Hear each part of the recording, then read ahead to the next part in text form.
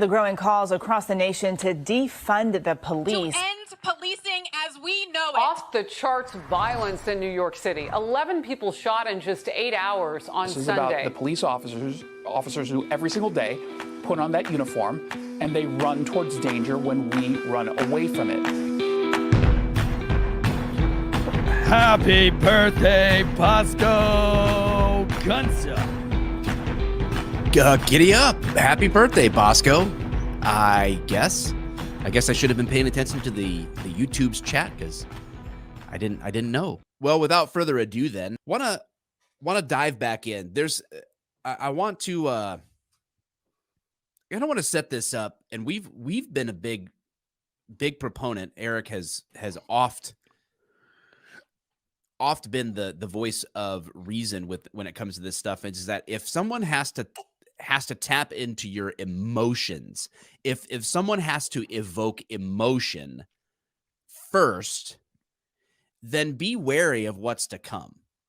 Because why would you need to evoke additional emotion to objectively cover something? And that's not to say that we should be emotionless beings. Anytime you get a situation like this Uvalde shooting, emotions are an automatic part of what's mixed into the pot here, because I mean, it's already bad enough that anyone was killed, let alone thinking about kids going, to elementary school and not coming home. That's an emotional thing in and of itself. But for us to come in and try, like if we were putting all of the images of kids on the screen and talking about all sorts of emotional things, then we're tainting our ability to be objective, I think, about that. And really, we've had a ton of people. We said we were going to do a Uvalde update, and it doesn't matter what I've posted on social media. I don't know about you, Eric, but it doesn't matter what I've posted on social media. I will get a comment. Oh, where's your Uvalde update? You've been saying you're going to do one, or, oh, this is just like the cowards in Uvalde or whatever else. It's like, I could just post a picture of a turtle with no other context, just a turtle, and I would get Uvalde comments. That's the problem with objectivity. And those people aren't cops, and they would make terrible cops, because that's you wanting your opinion to be correct without actually looking at the evidence. That's right. You wanting somebody to be guilty. Maybe it's because they have long dreads, tattoos all over their face, and you want them to be guilty because you have a feeling or a hunch. And that's why we don't work off of hunches and feelings to a degree, because feelings and hunches can take you down a very, very wrong path. It can also happen with history teachers. You get one part of history wrong, it changes the outcome of a lot of things. And a lot of these historians don't want to go back and correct themselves because they want desperately to be right. And I'm not sure why everybody desperately wants these cops to be cowards. I'd also argue, and I'll let you continue, but I'd also argue that a lot of the comments that I get are very similar to what I got to the Breonna Taylor case before I was even a podcaster. Yeah. Hey, Eric, what do you think about no-knock warrants? Oh, I don't know. I mean, I'm for them. I think it's a very safe way of doing things. And when a no-knock warrant is served, more times than not, it's warranted, right? Like, you need that for safety purposes. Yeah. So I don't know. Oh, well, they just went in and they murdered this girl. Oh, well, I don't know anything about it. Let's wait till the facts come out. 2 weeks later, oh, they said that she was asleep in her bed. What do you think about that? Doesn't make sense to me. But if she was asleep in her bed, that's too bad. But let's wait till the facts come out. 2 weeks later, oh, now they hit the wrong address. What do you have to say now? Well, I'm going to say the same thing. Well, let's wait till the investigation comes out, because, again, very unlikely that a no-knock warrant was served on the wrong house and a girl sleeping in her bed was killed. That's not the normal. So I'm just going to wait until the investigation comes. Oh, well, you're a piece of shit. You protect cops at no cost. Well, no, but I'm not going to judge cops on something that you or I or anybody else doesn't know anything about. Come to find out with the whole Breonna Taylor case, everything you saw in the news was a lie. Everything was a lie. And now in this case, DPS can put out one story and change the story, and it's DPS changed their story. But if the police change their story, it's the police lied. So again, we're all still going off of the media, believe in the media. If you want to believe the media and everything that they say, go ahead. I just choose not to believe the media. And I have said from the beginning, I'll just wait until this thing plays out. If the cops were bad, then we'll know it. And then I can literally get on here and say, God dang, dude, I hope they fucking bury that dude alive. Yeah. In a grave full of scorpions. I'll say it. But I'm not going to say that before an investigation just because the news is telling me. Just because an angry commenter demands it.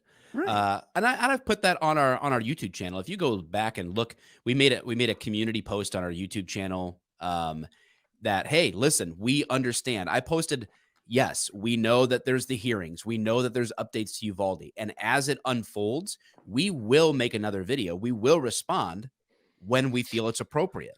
And today is that day, obviously, but we don't, you can't work on internet commenter timelines. People demand it. But and part of it, again, I understand, and I said this in our first video, I understand the emotional charge to this, but we can't be driven by it. The cart doesn't go before the horse. And it's not that you're not going to have emotions, but you have to try to let objectivity lead in understanding these things. And people have to understand the context of this. And a lot of people ask me, or they commented, well, this video didn't age well, or this podcast didn't age well, our first Uvalde one. And I'm like, actually, I would repost it again today. I stand 100% what is the problem? by exactly what we said before, which was because have you changed your stance on Uvalde? No, I haven't changed my stance on Uvalde, because the question before us in the first video, in the first podcast, was, are these cops cowards, or is there something more, right? Like, is now the time to attribute moral judgment on these cops and assume what their character, intent, and their understanding of things was in this moment and just label them? Or are there other things at play for us to help try to frame this in and understand? And what did we say? We said this investigation is just starting. The timelines are going to change. The details are going to change. Some of this information might not be accurate. It may turn out to be something different. And what we'll see today is exactly what we said would happen. The timeline shifts, things change, more details come. Why? Because more objective evidence comes out, not just firsthand statements, not just people's perceptions of things. In a highly charged emotional event, perceptions are distorted. We talked about with the Norco thing, people calling out one color of the car versus another color of the car. Like, they got it wrong. We, as cops, you see witnesses that are emotional, they get things wrong. I'd also, one of my favorite points in this, because I get it every single day. What about Uvalde? What about Uvalde? If you have every banker, every school teacher, every financial advisor, every person says, I would have done better than those 9 cops, do you think that all of those cops in the hallway are just somehow different from every other person? Like, do you not think that those 9 cops in that hallway were just like everybody else? And you said, well, I would go against my orders. And you don't think that those guys are like you? You really think that you're so different than 9 other guys, and that the whole world is different than 9 other guys? It baffles me. Yeah, because you got these guys are human beings. This is a great example. If you're listening, you won't see this, but you'll hear it. If you're watching on YouTube, I put the comment on the screen from Intellectual Iconoclasm. Yes, they did capital everything wrong. Yes, they were absolute cowards. They could have broken unlawful orders and saved lives, yet you must stand, quote, but the thin blue line, and y'all are against us. No. First of all, well, it's not a you. It's not an us. Okay, because I'm a civilian. This is a perfect comment to cover, and then we're just going to dive in and we're going to go. Okay, we're probably not going to do a ton of interacting in the comments once we get going, because we're going to deal with the after action report that we have in front of us. I'm going to explain it and then we're going to go through it. But here's what's wrong with with this take. And this is just, man, you just handed this to me on a silver platter. Double I squared, intellectual iconoclasm. You handed this to me on a silver platter because this is exactly representative of the type of comments that I get every single day. I don't know your experience. Eric and I have a combined experience. We have talked to other guys like B. Tatum, who's been really involved in covering Uvalde. I've talked to people who were there. I talked to another cop just this morning that was there the next morning to help start shagging calls in Uvalde. Talked to the cops there, met the people there, et cetera, et cetera, et cetera, right? They hung out with the DPS guys there that have more intimate knowledge than you. Stop pretending that because you exist on the internet that you know more than everybody else. It's silly, okay? You don't know that they were cowards. That's your take on it. But the other thing about the thin blue line, y'all are against us. What's interesting about your comment or about comments like that is that you are actually ignorant. And I say that not in a rude way. I say that in a factual way. You don't know.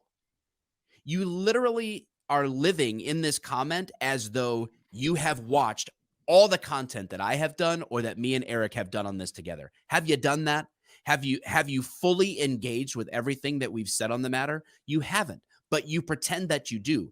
Because if you did, you would know that both myself and Eric, respectively, as individuals, but us together, have criticized cops. We literally have done it on this show. So the fact that you are labeling us as we must stand by the thin blue line is ignorant because it's just not factual to anyone who's paying attention to us. Do you remember, Mr. Intellectual Iconoclasm, do you remember what happened with Hands Up, Don't Shoot? Do you remember the narrative that came up with that and how the narrative was completely wrong? Do you not remember the Rittenhouse case? And when it went to trial, a lot of the things, you know that there's still people in the Rittenhouse case that come at me and want to argue that case that say he shot 3 black men when everybody was white. Do you understand that every one of these cases, these big high profile cases, have been fundamentally wrong? So why would you want me to trust this when DPS, right? Who's what is DPS? Like, let's go ahead and start there real quick for you, Icon. Those are pencil pusher policymakers. I don't know what DPS has ever done in North Carolina. I know that we have one, but I've never worked with. As far as what I know about DPS is that they make sure that we are making sure that people have seatbelts on and that you have your seatbelt week and your DUI checkpoints for 4th of July and, those types of things. But they're not operators. They're not tacticians, right? Now, when you have a dude that's briefing somebody very, very important, like a big committee, and he starts off with playing with your emotions, which I have said way before this case, when they say those kids didn't have guns, but they had guns. Those kids didn't have body armor, but what is the need for that? If you're having to start off with that, you're trying to persuade somebody that the cops are bad. And that was not the reason for that briefing. That to me looked like covering your own ass and pushing the blame on somebody else. And if I'm not mistaken, there were DPS officers that claimed to have been on scene or whatever. And we're going to talk about that and discuss what constitutes a DPS officer or not. But my thing is that I'm not so ready to burn these guys as everybody else is because I have been in very stressful situations. Let me give you this really quick since you're here, Intellectual. Let me give you a great example. I work for the Raleigh Police Department, who I think has one of the best SWAT teams in the state of North Carolina. They work with the FBI, HRT. They have 3 full-time SWAT teams. They train every day. They do lots of breaching, lots of everything. They're constantly operating, and they serve several warrants a day. So these guys are the best. They're great shooters. They all shoot competition. They all shoot, move, and communicate. They study. They train with Delta or CAG, whatever you want to call it, at Fort Bragg at the secret range there. These guys are tier 1. These guys are top of the game. And my business partner, who is tier 1, has come and trained with our SWAT team. So these guys, right, working super hard and doing all of the training They're not even coming out and saying that these guys were cowards. And I'll tell you this. Okay. So not too long ago, maybe last week, there was an incident where a person from Michigan called and said that their son was committing suicide at the park and that he was in a car and that they have pinged his GPS to be at that park. Well, everybody showed up. The SWAT team showed up. Hostage negotiations showed up. Tons of officers showed up. More officers. They set up a command bus for a suicide. Now, this doesn't happen ever. I've been to 100 suicide calls. We do not send the entire cavalry to a suicide call. Eventually, they will come as it's needed. But this one, and everybody went. And they set up a command post. And then they started evacuating the park. Nobody went to the car. They didn't allow the SWAT to go to the car. They held the scene for 8 hours to the point where the SWAT team was having to get in an armored vehicle, take the keys from civilians, go get their civilian cars out of the parking lot that this end of the car was, and bring it back in. All the detectives and everybody was like, dude, what are we doing? Why isn't anybody going to this car? Everybody on scene was like, what is going on? Because nobody wants to pull any triggers right now because civilians are holding you ultra accountable for everything you do. And they knew that if they approached the car and the dude killed himself, then they would be crucified just as you're crucifying these Uvalde officers. What you are setting up by not allowing investigations to take place is you are setting up guilty before proven innocent. And you cannot work that way. A police officer or a soldier cannot work that way. And you can go back and watch Apache Warrior where they're flying over Iraq getting physically shot at and they don't know if they're allowed to shoot back or not. And they're too afraid to shoot back. So you're telling me that a trained Apache pilot who is getting shot at from everybody in Iraq on day 2 of the invasion, they have to call back and ask if they can shoot back. You want to call them cowards? You see what I'm saying here? Are you really listening to me? We have set this up. We as civilians have set up a standard that even trained Apache pilots don't know how to follow. Remember Black Hawk Down? Hey, what do we do? They're shooting at us. If it's a hiss, it's close. If it's I like the fact that you brought that up before. Do we label the Black Hawk Down people as cowards because a lot of things went wrong and they learned what they could have done different or better given hindsight, right? Intellectual followed up with a comment. Yes, and I was speaking out against the other side on both these cases. Again, I will discuss with you all on or off camera. I'm not just blustering without experience or training. And that's cool. I'm just saying that a lot of these comments, a lot of what people are saying are based on ignorance in the sense of like, you can't say that Eric and I, one way or the other, are just defending the thin blue line blindly when objectively that's just not a true statement. That's actually a false statement. So it's hard for us to take you seriously when you're so confidently saying all you guys are doing is defending the thin blue line basically at any cost, when that's absolutely not true. Neither one of us are even cops anymore. We have no skin in the game as far as that's concerned. If anything, we would jump on the anti-cop train to get bigger numbers and more money. Like we're just trying to be as objective as possible with this and call us to not just it's just, I felt like cops included more than I've ever seen on a case got down on their knees like a hooker ready to swallow the next $5 crack rock and just said, yes, daddy, give me more media, give me more. And understand this about DPS. A lot of people wanted to know why we didn't make our Uvalde update after the DPS hearings. That's because those hearings were a joke. Those hearings had contradictory information. We're not even going to go into the hearings, but I watched enough to have so many questions in the hearings that I couldn't use them as a baseline for doing a fair update. If anything, if we were going to go into the hearings and do an update, it would only end up being purely to defend the cops that responded at Uvalde, because you got to understand the Texas director, the DPS, is a politician, not a beat cop. You got to understand that. So you have Icon, for example, you have like a Don't Tread on Me version. And you're telling me you just want to trust the media and politicians over two people trying to be objective about it? Get out of here, man. Yeah, I'm not going to take that. I'm just not going to take that seriously, dude. Like I didn't ask to be a podcaster. Never once wanted to be a platform, right? Because I've always felt I'm not smart enough to do so. But I have worked very hard. Matter of fact, I was Officer of the Year, fired this same year, homie. I am like the last person that's politically correct or that does anything to kiss anyone's ass. I refuse, dude. I won't do things for clicks. I won't do things for likes. I won't do follows for follows. I don't pay for any followers. Every influencer I know does all those things. And I don't want to be an influencer.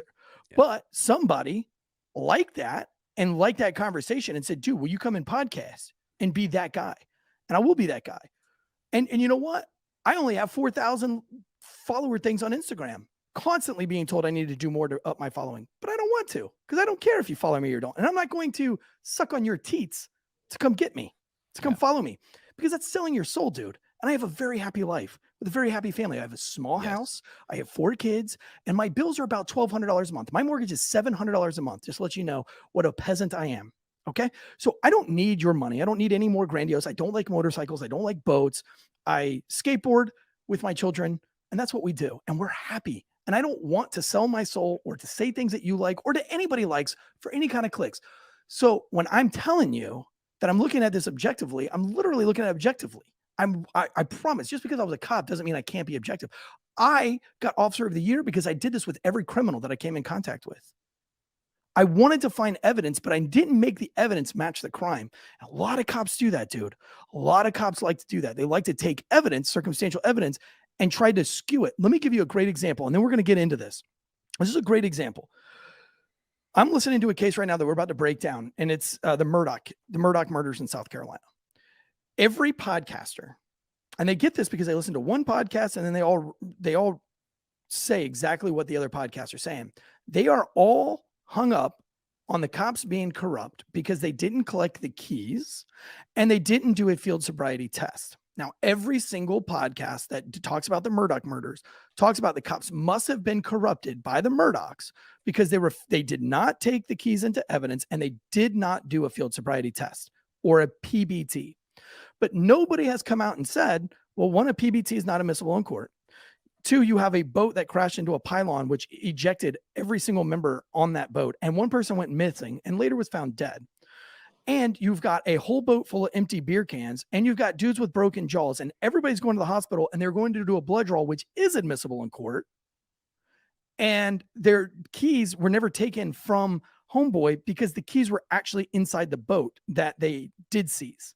So they seized the boat. Now, the cops, I feel in that case, did everything good. I think the sheriff was very corrupt. I think the judge was very corrupt in this case. And I'm going to talk all about that. But the line officers are the ones that are the scapegoats. Why didn't they take the proper evidence? Well, never once on a scene like that would you pull somebody aside after they've been in a horrific boating accident and do a field sobriety test and PBT, because they have a concussion. Of course, you can't stand on one leg. You literally are halfway to hypothermia. You're 2.3 alcohol blood level. It's 43 degrees outside and you're wet. Nobody's doing a field sobriety test like that. Not when you're using all your assets to find a dead girl in a river as well. Yeah. But the funny thing is all these podcasts talk about how shitty those field cops were, but nobody wants to talk about those field cops have nothing to do with that case being dropped in court. That's a judge. That's a sheriff. But they have all pawned it on the field cops. Yeah. It's not true. The hearing issue, I would say this, and we need to get moving because we'll never get this over with. But last word, intellectual. Listen, I don't trust anyone's word on this or use of force. Stop ascribing my motives or belief with so little insight. You're the one that said our motives were to defend the thin blue line at any cost. I didn't say that. Everyone listening to this, I read your comment. I'm not ascribing anything to you. I read your words. so it is what it is. And I'm like, dude, maybe you have a great perspective on this. I'm like, we're not going to doubt your perspective. Maybe you're right. Maybe you're right. And that's fine. Take that side of the story. But your side is a theory. Our side is a theory as well. Yeah. Our only point here is I'm not calling anybody a coward and I'm not calling anybody incompetent until I see the totality of the facts. And I don't know why that's so criminalizing. Yeah. I don't know why that's such a bad thing to do. But listen, with the DPS hearing, how dare you? You got to understand this.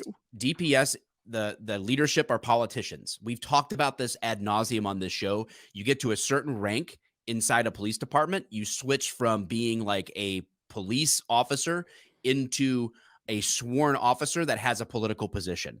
It's a terrible system. We think it's terrible. We call it out all the time. And So we're not just blatantly supporting all cops at any cost. That's just not accurate. And that's the context in which we give breakdowns like this. Also, I would encourage you to go back to the hearing, and here's why I did not use the hearing to break it down, because it's so full of contradictions. First of all, DPS changed their own statements, doubled back on their own statements, and further than that, DPS opens this whole hearing up and throws cops under the bus, saying this was totally contrary to all training, et cetera, et cetera. This is not a quote, of course. This is just my summary of it. Someone intelligent, someone with half a brain asked the guy from DPS, weren't DPS guys there? So are you saying all of your guys are under, basically, are they being held accountable for this then? If there was a right answer on this and they didn't do it, is it your fault then? The problem is we need somebody to blame, Mike. We got to blame somebody, dude. We don't want to blame this guy's parents for being pieces of shit parents. We don't want to blame the guy himself. We want to blame his mental illness. Everybody wants to blame they want to blame somebody, and law enforcement is cheeky. And Mike, I think you and I have it wrong, brother. I think you and I should jump on the bandwagon, dude. We should change this podcast into, I don't know, failure to not promote mainstream media. And we should just say the same thing mainstream media is, so that we're all putting out the same perspective. Let's all have the same perspective and not give any type of argument. And maybe we'll be successful. So this brings us really to what we're talking about today is which I don't know how to fix timestamp 36:19 is when we get into the heart of the discussion. and I'll put that. Whoa. What happened? I just screwing up. Don't give me a mouse again. All right. So that's the reason why we didn't jump right in after the hearings. If you want to do what I did, I only made it like 2 hours in, and I already had a list of a bunch of inherent contradictions from the people giving testimony. It was so bad that there was nothing really more to do other than just criticize the hearing than to actually give you any real world updates. However, just yesterday, I was provided the Robb Elementary School attack response assessment and recommendation from the ALERRT Training Center in Texas, which is the Advanced Law Enforcement Rapid Response Training Center. All right. From this, and this was at the request of the Texas Department of Public Safety, contacted them soon after to assess the response. So this is third party. And this is why I felt like I would go through this, because this is a preliminary, what they call after action report. So I'm just going to go through this, and I'm going to color in a couple more things. And I continue to talk to people who went to Uvalde in response to this. No emotions, not Matthew. This isn't Matthew McConaughey, who grew up in the area of Uvalde and said, now we need more strict gun laws, as if, do you think that shooter woke up that morning and said, let me check, maybe I should second guess what I'm going to do today, because after all, this is Matthew McConaughey's hometown. Maybe he would be really bummed out if I shoot a bunch of people today, so maybe I shouldn't do this. Do you think that shooter said, oh, you know what? Before I go take a bunch of ammunition with this gun that I have, maybe I should check into what laws I'm going to break.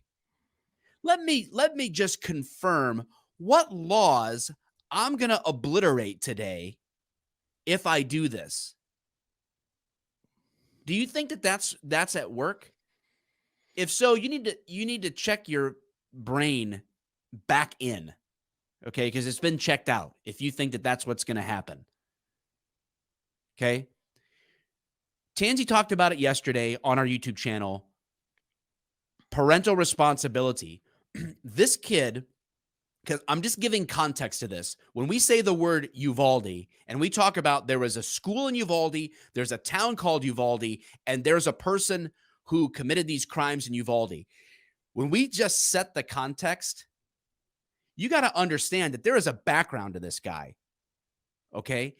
And everyone is talking about the cops. Everyone is talking about kids. No one is talking about the person responsible.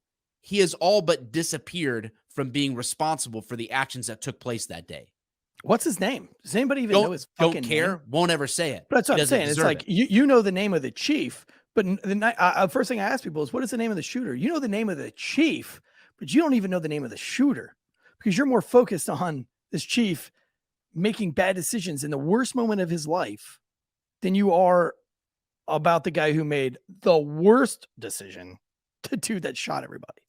Yeah, it's you got to understand, you got to put this in context. We tend to do what's called C.S. Lewis calls it chronological snobbery. That we tend to view ourselves as more intelligent, more capable, more knowledgeable, better at everything that we look back on in the past and think, I would be better. I would be better at this. And you might be. But we tend to have this chronological snobbery in which we take our context and we stick it inside Uvalde. That's just not the real world. We have to understand the context of what we're looking at so that we can best interpret the data and understand, what do we learn from this? Who could do what better and why, so that we can improve when evil strikes again. Here, everyone, we just saw it again in Highland Park. People have this emotional sentiment of this. When will it end? I got news for you, Nancy. It's never going to end. When will enough be enough? Listen up, dude. It's never going to be enough. Allow me to speak frankly. Motherfuckers are always going to do evil shit, dude. That's going to keep happening. It happened yesterday. It's going to happen somewhere today. It's going to happen somewhere tomorrow, a year from now, 10 years from now. As long as, if you believe in God, as long as God allows this shit show to keep going, I got news for you. Evil people are going to keep doing evil shit. Stop acting as though you are shocked that how could this happen? Stop asking stupid questions, and maybe you'll start getting to some reasonable answers, because you're asking dumb questions. That's all that is emotion. There's absolutely no reasoning to it whatsoever. How could this happen? Why could we let this happen? How? Evil people bent on doing evil things find evil ways. That's the world we live in.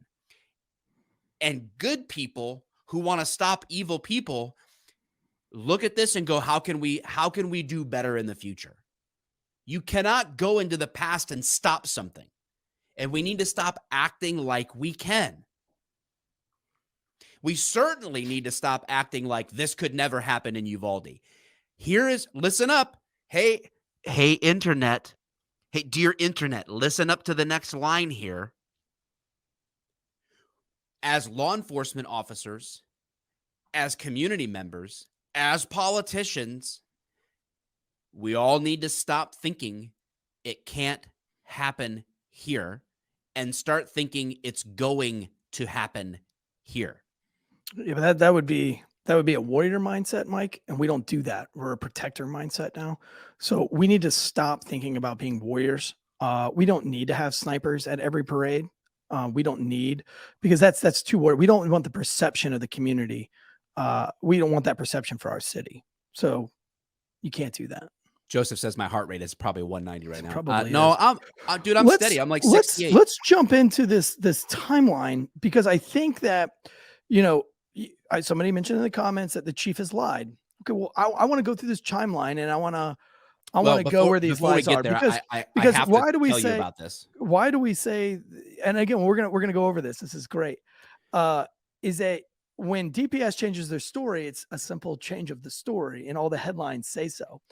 But when a chief changes his story, and listen, guys, after a critical incident, think about the last time you had an argument with someone, and you sat back and you thought about that argument. There's a lot of things that you said that you don't remember that you said, and the people have proof, because there's a lot of things that happen in a critical incident.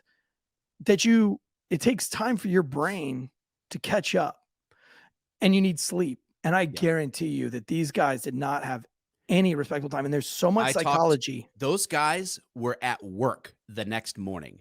I talked to someone today who showed up the next morning after this. Uvalde has 6 cops, guys. 6 cops. And again, putting this in context, you think Uvalde and you think, how could they not be, shouldn't the Uvalde police, I would expect that they would be able to respond to this like Chris Pratt does in The Terminal List, right? Jack Carr wrote a novel about the amazing over-the-top training in Uvalde, right? Again, put it in context. This is one of those things where you have to understand what you're looking at. And Uvalde is small town USA. Their first mistake, I have it on good authority. Here's a critique. Here is the critique. Listen up, internet, because this is me critiquing. Their first problem is that the school board was presented, the city management was presented 2 weeks before this incident from officers saying, we need rifle shields. They had just done active shooter training a couple of months ago. We need rifle shields and better equipment to deal with any possible incident. You know what they were told? No, that stuff isn't likely to happen here. We can't justify the expense on rifle ballistic shields, extra ballistic equipment, and new guns. We can't afford it. That's a great reason for DPS to go ahead and start pushing the blame off of everybody else really quick. If that was a decision that DPS made, oh, we're not going to give you ballistic shields. Wow, maybe now we have a motive. So let me tell you this. There are political factors in this that you are probably ignorant of because you're thinking with your emotions and you're not thinking with the thing between your ears. Okay? Put it to work, please. Guys, that happened 2 weeks before this incident. No, we can't afford that. What do you expect from a small town Uvalde, Texas department with 6 dudes?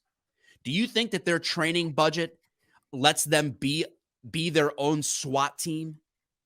Just train all the time, be ready for mass casualty incidents. Also, thank you, Zach, for the super chat. We sincerely appreciate this. Let me say this before we jump into this timeline, Mike. I think it goes on right what you're saying.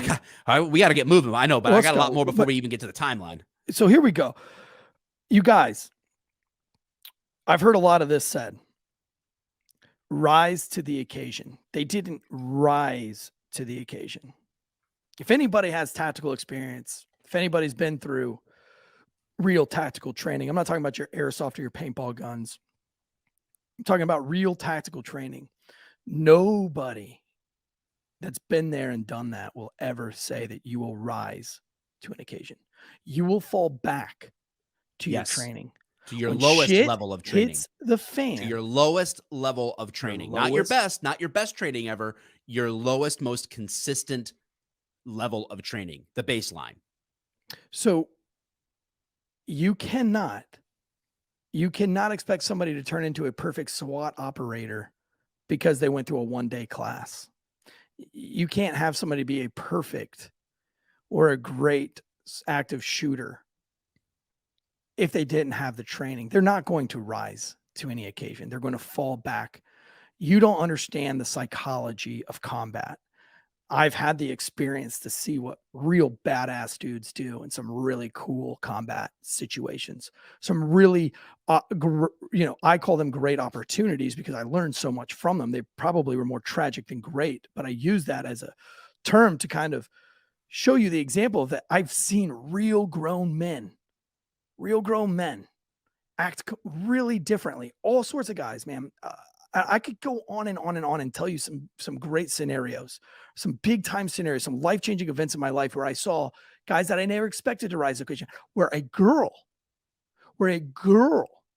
was the difference.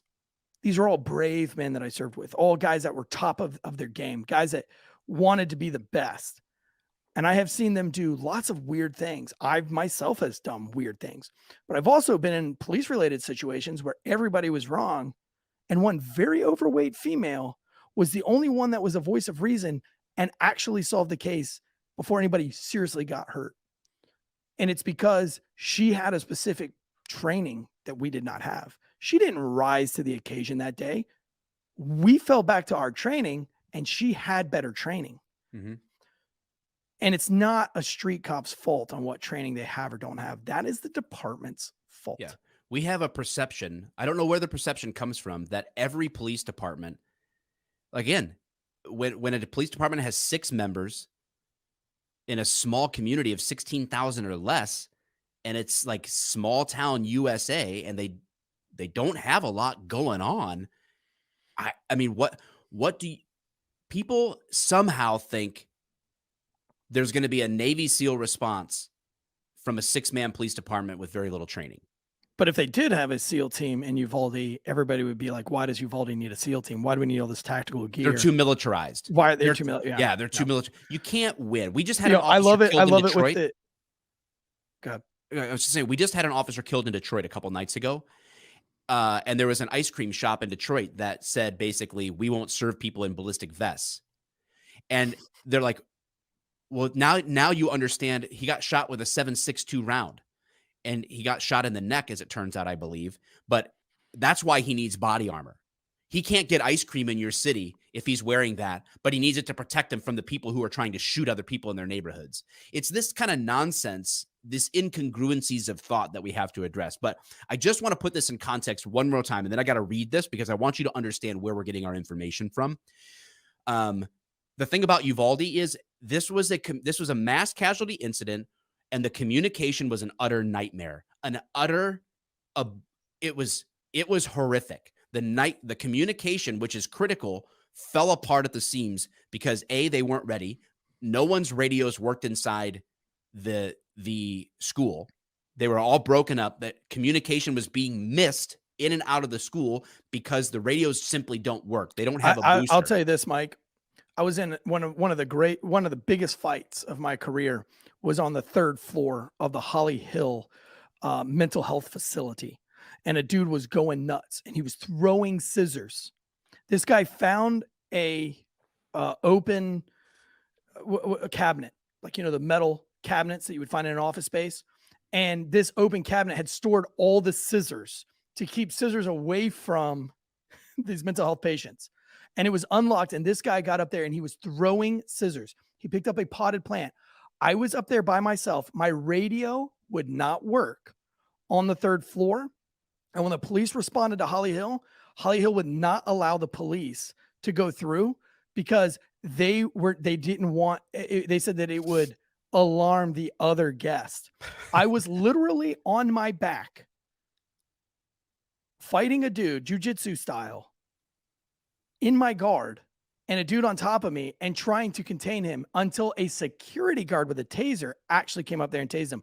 But I could not get police help because there's no radio cues. And I hit my emergency button. And even after my emergency button was hit, I still couldn't get cops. Yeah. So lots of weird shit can always happen. Yeah. And at Uvalde, do you think that when someone called 911 at Uvalde, we already went through, he already shot his grandma. That's one call. Mm-hmm. Then he shot at 2 other people across the street. There's a car wreck, which was he wrecks his car, and then he shoots at 2 other people. So you got 2 shootings in a town with 6 cops total. And you know how many dispatchers they have? Do you think that they're calling into some big, huge dispatch center? No, they're not. It's one lady who also is the records clerk, answering the phones and dispatching for both the school district police department, which is crazy that they even have that in a small area like that, but it's a bigger county spread out, so I can understand it, and the Uvalde Police Department. So you got one dispatcher. Do you think that prepares you for a mass casualty incident across multiple jurisdictions and radio channels? If you think that makes them ready for it, I don't know what to tell you. She's and you to a can criticize the communication was horrible. Absolutely. It 100% had an impact on this. It 100% was a negative thing in this situation. Mike and I talked to a dispatcher. Mike and I talked to a dispatcher when he was here in town 2 weeks ago, and she came and was telling us a story. And she said that they had a brand new dispatcher that had a shooting, a stolen car, and a foot chase all go at the same time. And she got up and quit because she couldn't take the stress. Yeah. You think Uvalde, you think that one dispatcher at Uvalde, who's also the records keeper, think she's ever had that experience? And now today, that day, she's dealing with several 911 calls, several different agencies. Could you imagine? Just imagine her stress. Be empathetical, guys. Be empathetic. Before we go into this, I just want to thank Dustin Camello. He says, blaming the training now. How about personal responsibility? If the department will pay for training, why can't they buy it themselves? I'm a civilian. I buy all my own training. Why can't they? So congratulations, Dustin. I just want to recognize the certified human machine, the bad app. Dustin, I just want to say thank you for your service as a prepared citizen. And I hope that your vigilante days of going around and jumping police calls with your training goes well for you. Thank you to all of the countless lives you have saved. I would have been all of the bank robberies you have stopped, all of the mass casualty incidents you've been involved in. Dustin, your experience is just unparalleled because of your training as a civilian. Your experience in law enforcement matters, and responding to mass casualty incidents with underprepared staffing and resources is just unparalleled. You are such an inspiration, Dustin, to all cops out there, all people who have actually been in the trenches and responded to a mass casualty incident or a murder scene or anything else with kids involved. Your knowledge is so amazing that I don't even know that we are worthy to be live right now with you in our chats. I just want to say thank Dustin's the epitome. I was going to be a paratrooper, but I blew my knee out in high school. I wasn't on the wrestling team, but I was trying out for the wrestling team. I was going to be all state. Here we go. All right, we're only 56 minutes in, folks. All right, listen. If you're still hanging with us, here we go. Robb Elementary School in Uvalde, Texas was attacked on May 24, 2022. The attack resulted in 21 fatalities. By the way, if you're listening to this or on your YouTube, I am going to timestamp this stuff this afternoon so that it's all chaptered out for you. All right.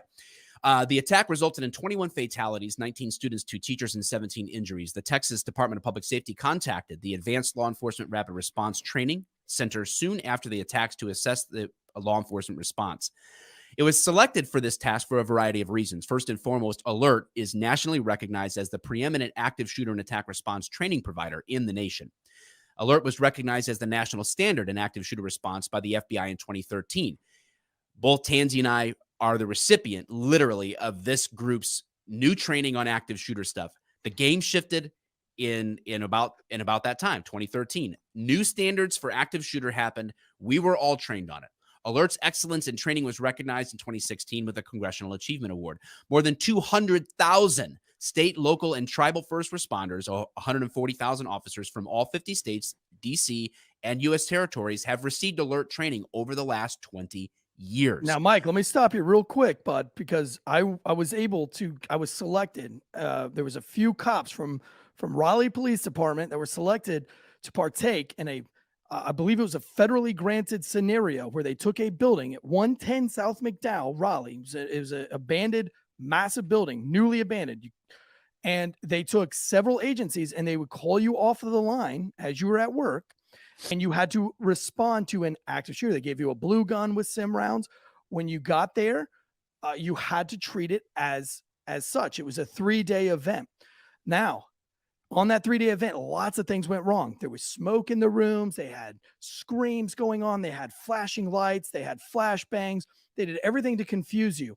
There was casualties. Sometimes during the scenarios, we would stop to help casualties. When we would get our own casualty, and then we'd have to deal with that. And they show us what a mess that was because we didn't focus on tactics first. Lots of things happened that we were able to go and redo. Now, on the last day, they threw a wrench in the whole thing, and they had, you'll never believe this, they had the active shooter go to a hostage situation and questioned us about what do you do when this becomes a hostage situation. And you have to be prepared that this is a fluent and a water-like scenario, that you just have to be Simpra Gumby, always flexible, and realize that an active shooter can also go to a hostage situation. So for people to tell you, all these massive influencers, to say that there is no hostage situation, it's an active shooter, you go to gunfire. Well, this whole federal training that's led by the FBI, that 200,000 people have gone through, absolutely tells you that it can go to a hostage situation. Keep that in the back of your brains. That's gonna come. That's going to play out in this timeline. All right, so it goes on to talk about the ALERRT training. The information presented in this report is based on an incident briefing held for select ALERRT staff on June 1st, 2022. The briefing, which was held for approximately 1 hour, was led by an investigating officer with knowledge of the event and investigative details. Briefing materials included surveillance footage from the school, Google Maps, a brief cell phone video, and verbal questions and answers between ALERRT staff and the investigator. We were first oriented to the location of the incident by the investigator via Google Maps. Blah, blah, blah, blah. Fast forward. The timeline presented here is based on the most current information as of 6/30/22. So keep in mind as well, guys, this is an ongoing investigation. I still stand by our first video. It's going to take years until all of this is done. Okay. Now, detailed timeline will begin here. At 11:27 and 14 seconds, a female teacher exits the exterior door in the West Hall, propping the door open with a rock to prevent it from closing behind her. I need to give this context again for this day. Originally, okay, the shooter's plan, from what they understand, was to show up and kill seniors. They do this tradition there in Uvalde where the seniors would show up on their last day and walk through the elementary school where it all started for them, and the kids clap and blah, blah, blah. I'm sure the seniors really loved elementary kids clapping for them or whatever. Anyway, he got the date wrong. That had happened the day before. So he saw a lot of people. They had parents and people there for like this field day at the elementary school. So he crashes his car and sees all these people still there and thinks, oh, well, there's a lot of people. I can still do this or whatever. So there's a lot going on that's abnormal this day. And sometimes in incidents like this, we look back and see this was a perfect storm, right? If so-and-so wouldn't have answered the phone at this time or such and such hadn't happened, then this wouldn't have happened. But you only see that in hindsight. You don't see the weird coincidences that just lead to an incident. You just don't see it. And incidents where it's stopped ahead of time, they never make the news. It doesn't make national news when everything falls into place to stop something ahead of time. Because there is no news. Because it was stopped, because it was prevented by law enforcement action, it never makes the news. But you can't live your life as though because you didn't hear about an incident, it didn't exist. Or because the cops did their job and it never made the news, that the cops just aren't trained. You got to stop thinking like that, because we only know about this because of the circumstances just ended up being this way. Okay. So do they normally prop the door open with a rock? Maybe not. But at field day on the very last day of school, would a teacher be lax and just open the door and prop it with a rock for a second? Maybe. That it happened. Were they supposed to? Is that protocol for security at a school? No, but it happened, right? 11:28 and 25 seconds, the suspect becomes involved in a motor vehicle crash in a dry canal near the elementary school. Two people from a nearby business approach the crash scene, and you see the crash site on the screen, at 11:29 and 2 seconds. The suspect engaged them both with a rifle. The two people were able to flee back to the business unharmed and call 911. At 11:29 and 40 seconds, the female number one, who opened the door, returns through the west entry, deliberately kicking the rock from the door jamb. Female one pulls the door shut and continues to look out the exterior door as she is frantically speaking on her cell phone.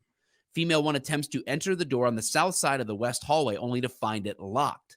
Female one knocked on the door and it was eventually answered by another female, appears to advise female two of the emergency, whereupon female two re-enters her room and secures the door. Female one moves into a room closest to the exit on the north side of the west hallway. Female one re-enters the hallway numerous times, yelling down the hall for students to get into the classroom.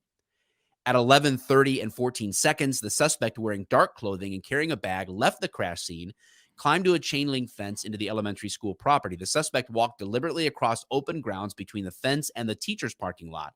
The suspect moved toward the school building on the westernmost side of the campus.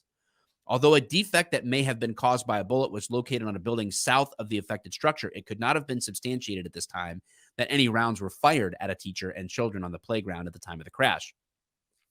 At 11:31 and 36 seconds, the suspect is captured on video between the cars shooting, and a Uvalde patrol unit is captured arriving at the crash site. Guys, this is 3 minutes, by the way. I know he's given those timestamps, but we're at the 3 minute mark. So all this happened in 3 minutes. At 11:31:43, a Uvalde Consolidated Independent School District police officer drives through the west gate near the crash site and across the field from the south side of the effect building at a high rate of speed. At 11:30, 6 seconds later, these timestamps are important. We're talking 6 seconds. All right. What you're seeing looks like minutes, but we're talking about 6 seconds. At 11:32:08, the suspect reaches the West Teachers parking lot adjacent to the affected building and fired through windows into the westernmost rooms prior to entering the building. What you need to understand is that teacher that left the door open, running to the south door and alerting another teacher that there was a person with a gun there, saved lives. Potentially, right? Because now he's shooting in windows, but everyone had retreated to their rooms and began to do what would be kind of like considered a lockdown procedure. Okay? Trying to get safe. Now, prior to the suspects entering into the building at 11:33, according to statements, a Uvalde police officer on scene at the crash site observed the suspect carrying a rifle outside of the West Hall entry. The officer, armed with a rifle, asked his supervisor for permission to shoot the suspect.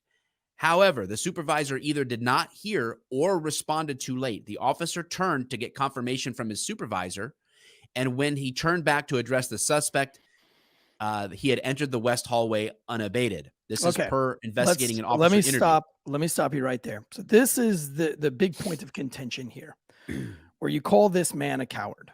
He was 148 yards away from the man. That's over a football field. It's almost a football field and a half with a rifle. Now this happens in the course of less than 2 seconds. So look, this is a 1 second thing. Let's go back to Black Hawk Down. If we want to be objective, when they asked several times. Now, I know that you say, as a civilian, Dustin, I would have taken that shot right away. But you wouldn't have taken that shot, Dustin. You wouldn't have taken that shot because you didn't know your target and you didn't know what's behind it. You didn't know if that's your target or not. You didn't know it was going to be a mass shooting. You didn't know that that shot was going to be the shot that changed the world for 22 lives forever. You don't know. What happens there is you've got a rifle and you're coming onto scene. You just drove 110 miles an hour. Your heart is pounding from your chest. It's Texas and it's summer and you're hot and you just came from a gruesome scene where a grandmother got shot in the face. There's confusion because the radio, which never barks off, which never pops off like that, is now popping off. Your fine motor skills are going down because your adrenaline is starting to take over because you haven't really trained for this. You have trained a little bit, you've practiced, but you've never been in the situation. It's like being in the ninth inning with 3 strikes and 2 balls. This is your first time at bat with a full count where the World Series is on the line. You've never been there. You've kind of trained for it, but you've never actually been there. This is his first time being there, this young gentleman, this young officer. And he shows up and he's got his rifle. He's 148 yards away and he sees a man running at 148 yards away. And he looks over to the nearest person, which I would do the same thing if it was Mike, and I have lots of training and I have been there. And I say, Mike, do I take that shot? I've got a guy with a rifle. He's running to the school. Do I take that shot? And by the time I turn my head back, it's too late. He's gone and I can't take that shot. Why did I not take the shot right off of the bat? Because one, I don't know who that is with the rifle. Because I'm not thinking very clearly. Hindsight is not on my side. I don't know if that window, if I miss and my bullet goes through that window, do I accidentally kill a kid? Did I kill a DPS officer who's then trying to help? I don't know. It's 148 yards. So for a man with a rifle to quickly look to his left and right to find that one piece of comfort that solidifies what he thinks he should do, and he asks, and with all the totality of that, is he a coward? Is he incompetent? I don't know. I don't know if Tim Kennedy, with all of his training, I don't know if he would take that shot at that time or not, because he's never been in that situation. And he knows better to see his target and see what's behind it, to know his target and know what's behind it. Yeah. And I don't know that you can argue that you know for a fact that that is your target. Yeah. And I don't know that I wasn't there. Do you train to shoot a rifle at a person holding a rifle 148 yards away that's moving without knowing what your background is, or what's the justification for shooting him? Quite honestly, legally, would there have been any justification to shoot that guy? I bet you if you gave that cop 3 seconds, he would have shot him. Yeah, but If you would have gave him 3 seconds or 4 seconds, he would have shot him. He would have made the right decision. But in 1 second, just as we saw in Black Hawk Down, hey, they're shooting at us. Can I shoot back? It's a normal question to ask because it doesn't have anything to do with cowardice. It doesn't have anything to do with heroism. You're about to take another dude's life. How many Apache pilots on the invasion of Iraq, where there is video, go watch it on Netflix. It's called Apache Warrior. It's a great documentary. They're getting shot by every dude in Iraq, and they're 150 miles ahead of the front lines, these Apache pilots, like 13 Apaches. And the female gunner is going, can I shoot back? And the trained Gulf War veteran is saying, hold on. And then you hear tink, tink, tink. And he says, shoot back. But make sure that those people are shooting at you because the world is seeing it. He says that on the video. And these are trained veteran Apache pilots. Yep. So you don't know, Dustin. Brother, you don't know, man. Yeah. We You got ain't an Apache another pilot. hero in the chat, R. Rocco. He knows exactly what he would have done as well. So that's good. Yeah. At the time, though, you just because someone's outside of school with a rifle, you just don't get to shoot people. Is that me with a rifle, dude? Hey, let's talk about Highland Park, brother. What if that was an off-duty cop if I pull my responding? pistol out and I start putting rounds up on the top floor and you didn't know that I was putting rounds on the top floor and all you see is me putting rounds and you pull your gun out because you're a superhero dog and you smoke me and I'm trying to help the situation? Come on, dude. Yeah. You guys are a joke. All right, back to You're the a joke. timeline. At so just a note, and Jimmy, if you could put up it's in yellow, room 112 and 111. Again, 3 seconds, guy. 3 seconds. He would have taken that shot. He would have been a hero just like you. But just like you in that situation, 1 millisecond, you would have said, yo, do I take that shot? Again, let's remember the target behind it. If he's running towards a door, if he's running to the school and you start blazing rounds at the school, I can see where the officer, not being as a badass as you are, Dustin, or Rob, or whatever the fuck your name is, I can see him going, do I take that shot or not? I've done it squirrel shooting. I got a great shot on that squirrel, but I know that there's cars in that other direction. Do I take that shot or not? By the time I make my decision, it's too late. The squirrel's gone around the other side of the tree. So a quick note about this map. Okay. The internal school surveillance system has a ceiling mounted camera that was situated at the intersection of 3 hallways. So the yellow star there that you see between the west, east, and south hallway, all this information comes from information that the camera captured.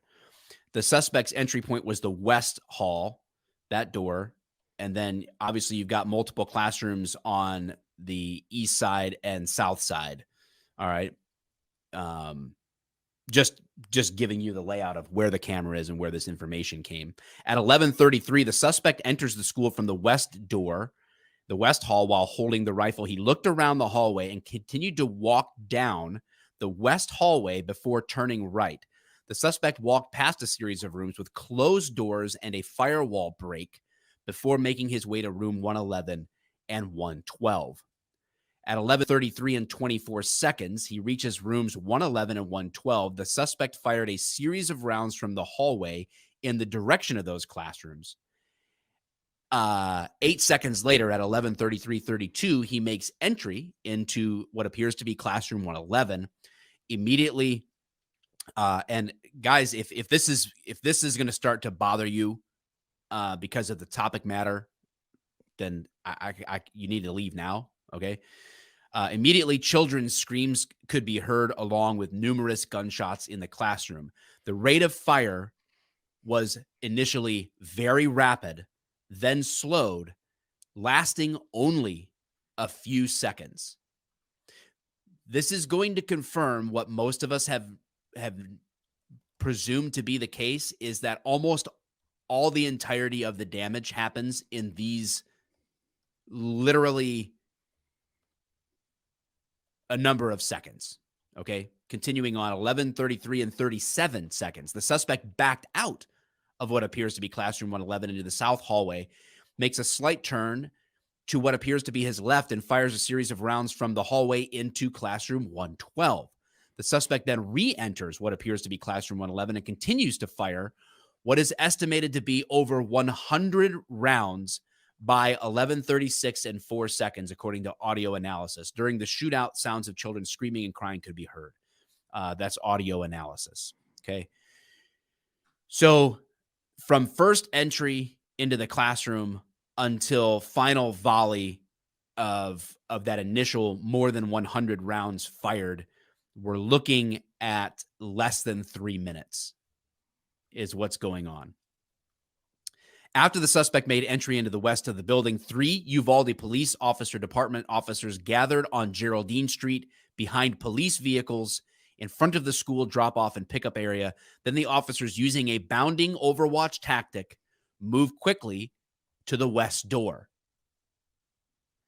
So for those who have said, again, that officers were not following their training, at this point, you are 100% wrong. There is no ifs, ands, or buts about it.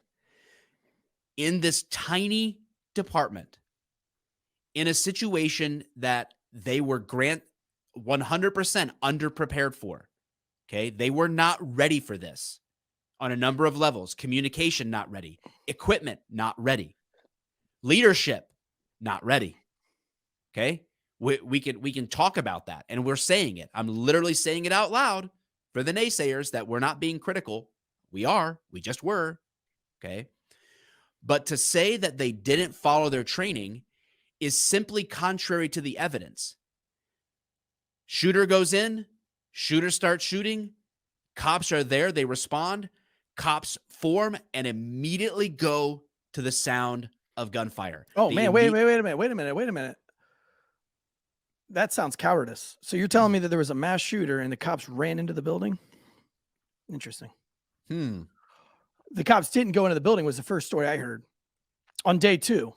They just stood out there and did nothing. They stood out there and they just handcuffed parents who were going in. At this part of the timeline, this is what we heard. That was easier for them to do. It was just easier for them to handcuff mentioned parents. Somebody even fell back to that false statement. They fell back and they were like, yeah, he didn't take the shot. He just stood out there and handcuffed parents. We're not even that part of the timeline, homie. That dude right there is inside of this building right now. He's trying to make great decisions, trying to make good decisions, trying to throw a touchdown. Maybe he accidentally threw an interception, but he was trying to do the right thing. What were you doing, homeboy? Yes. Where were you at on this day? Mistakes made in hindsight are not the same as cowardice in foresight. You can't equate those things. All right, continuing on. These officers were equipped.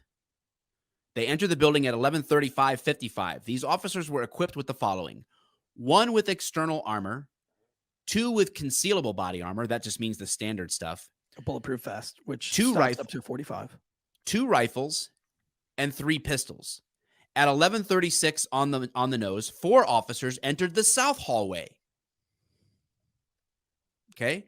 Closest to the suspect. It is not clear what equipment these officers had with them.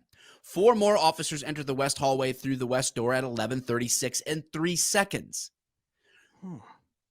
This weird. I thought they all just stood outside. Yeah, I thought so too.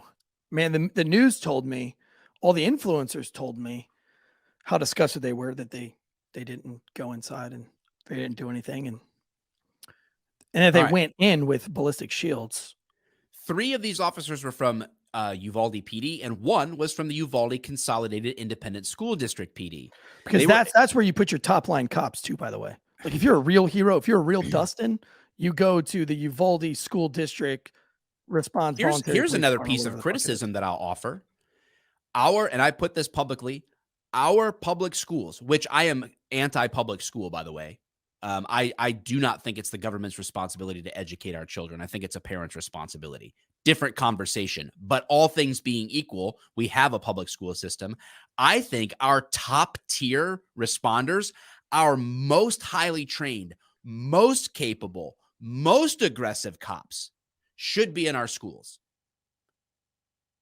That's what I think. Oh, that's a bad perception. that doesn't fit the perception. I don't Too want militaristic, though. I don't want my kid to go to school at a prison. I don't want my kids to go to their Because my schools, kids, period. because you feel like a prison when you go to the White House because of all the heavily armed security guards that. Okay. They nobody were knows equipped exist. with 3 external body armor carriers and 1 with concealable body armor and pistols. It did not appear that any of the officers were in possession of these things: breaching tools, medical equipment, ballistic shields, or go bags. Okay. They lacked this equipment, which is something that you would prefer to have in a mass casualty response. They didn't have them. Okay. Go bag is typically, for those of you that don't know, a bag or backpack that is widely used in law enforcement community to respond to critical incidents. It consists of spare ammunition, medical equipment, breaching tools. The purpose of the bag is to carry equipment needed for specialized response when carrying that equipment on a regular basis is not feasible. They were not supplied with these in Uvalde. And it's against policy in the Raleigh Police Department. You cannot have a go bag in the Raleigh Police Department. You're not allowed to carry extra medical equipment. You're not allowed to carry extra bullets. You're not allowed to carry an outer protective vest. Correct. So if you go to Too a scary. scene, listen, if you go to a scene in Raleigh and there's an active shooter and you put on your carrier and you do work, then you still suffer the consequences, whether work was done or not, because you were seen wearing an outer plate carrier and it is against policy. And I have watched several officers get written up for going to a suspected active shooter scene, putting on their outer vest, and then getting called into internal affairs and having to explain why they are wearing an outer carrier, which is against policy. So think about that, guys. Think about it. For you guys that aren't police officers, those are things that have to go through your head. If I put on this ballistic vest right now, I could get fired and I could have no job and my 4 kids. Now, you say, well, there's 22 kids. 22 kids hasn't been shot yet. You're just getting out of your car, and you've done this probably once or twice on a fake call. And you're like, dude, I'm not getting fired for, Right. for this. So just keep that in mind, guys. Yes. That's a go back. 11:36:04, the last shot from the initial barrage from the suspects were fired. Please listen to this. At 11:36:04, the last shots from the initial barrage from the suspect were fired. There were 7 officers in the west hallway and 4 in the south hallway. At 11:36:10, officers from the west and south hallway advanced to rooms 111 and 112. As the officers entered the threshold of the rooms, they were fired upon by the suspect, who was in room 111. The gunfire at 11:37 and 11:37:10 drove the officers from the threshold and back to the west and south hallways prior to either team being able to make contact with either room. So this was what we said before. Officers are shot at and shot trying to get to what they're doing. So again, the whole concept that the officers just decided to stand by and do nothing is not the answer. I can only presume, I base this on conversations that I have had with people who went to Uvalde after the fact and spoke with people firsthand. Okay. So this is a secondhand removed conversation that I'm taking my police perception and experience and trying to apply it to draw some conclusions that I think are reasonable, not factual, reasonable. I want to be very clear about that. But let me ask you this. You go toward the sound of gunfire in the school, you crack that door or get to that door, and you try to make entry. You're taking rounds to yourself, your partners, and kids are scattered, screaming, running, and this guy is moving in these classrooms. Are you able to take a shot? Because one of the rules is that you have to know your background. Are you taking that shot while you're getting shot at and going to live with killing kids as well? This is a chaotic scene. But what is indisputable is that these cops followed the training. They didn't have the proper equipment to do it, but they did it anyway. So what do we learn here? That, again, put it in context. What kind of department is Uvalde? You've got good old Maud, whoever she is. I don't know her name. I don't know her. She could be young. She could be old. One dispatcher getting a shooting of a woman in the face, shooting of people after this car crash, a crash, and now an active shooter in a school. One dispatcher, guys. Cops without radios that they don't work inside the building, getting there, getting out of their cars, grabbing what they can, heading right into the building and right toward the sound of that volley of gunfire and trying to address the target. That's fact. That's fact. By what? By the cameras in the school. By all the evidence. That's what we know. So to say that these guys were not following training and not following that, we'll get to some other things that we look at and go, man, they really made some mistakes here. And I think that they did. But I don't think that they were mistakes in the sense of like, hey, we have an option A or B. Should we do the bad thing or should we do the right thing? Do you think that those conversations were happening? No. That's not what's going on. What I see in this case is a bunch of flag football players that got dropped off in the arena at the NFL game and said, you're up against the Patriots. Good luck. Yeah. That's what I see here. I mean, I see a bunch of guys who had no idea what the fuck to do. Is that their fault? Absolutely not. That is not their fault. Oh, well, they could train. Okay, Dustin, how do they train? Do you go and you pick your 6 officers who have rotating shifts and you say, hey, guys, on your day off, we've never had a school shooting. On your day off, I want you guys all to meet here, and I'm going to teach you how to do a school shooting. They're going to look at you, Dustin, and be like, dude, who are you? And why are you giving us any training? And why am I coming in on my day off and I'm not getting paid? Why am I doing that? There's no chance in hell, brother. And if you're by yourself and you have trained, and look, I love cops that have that mentality because I was that cop. I was on the range constantly. I dry fired constantly. I did all of the things to be a warrior as a cop. I would get with other warrior cops and we would train together.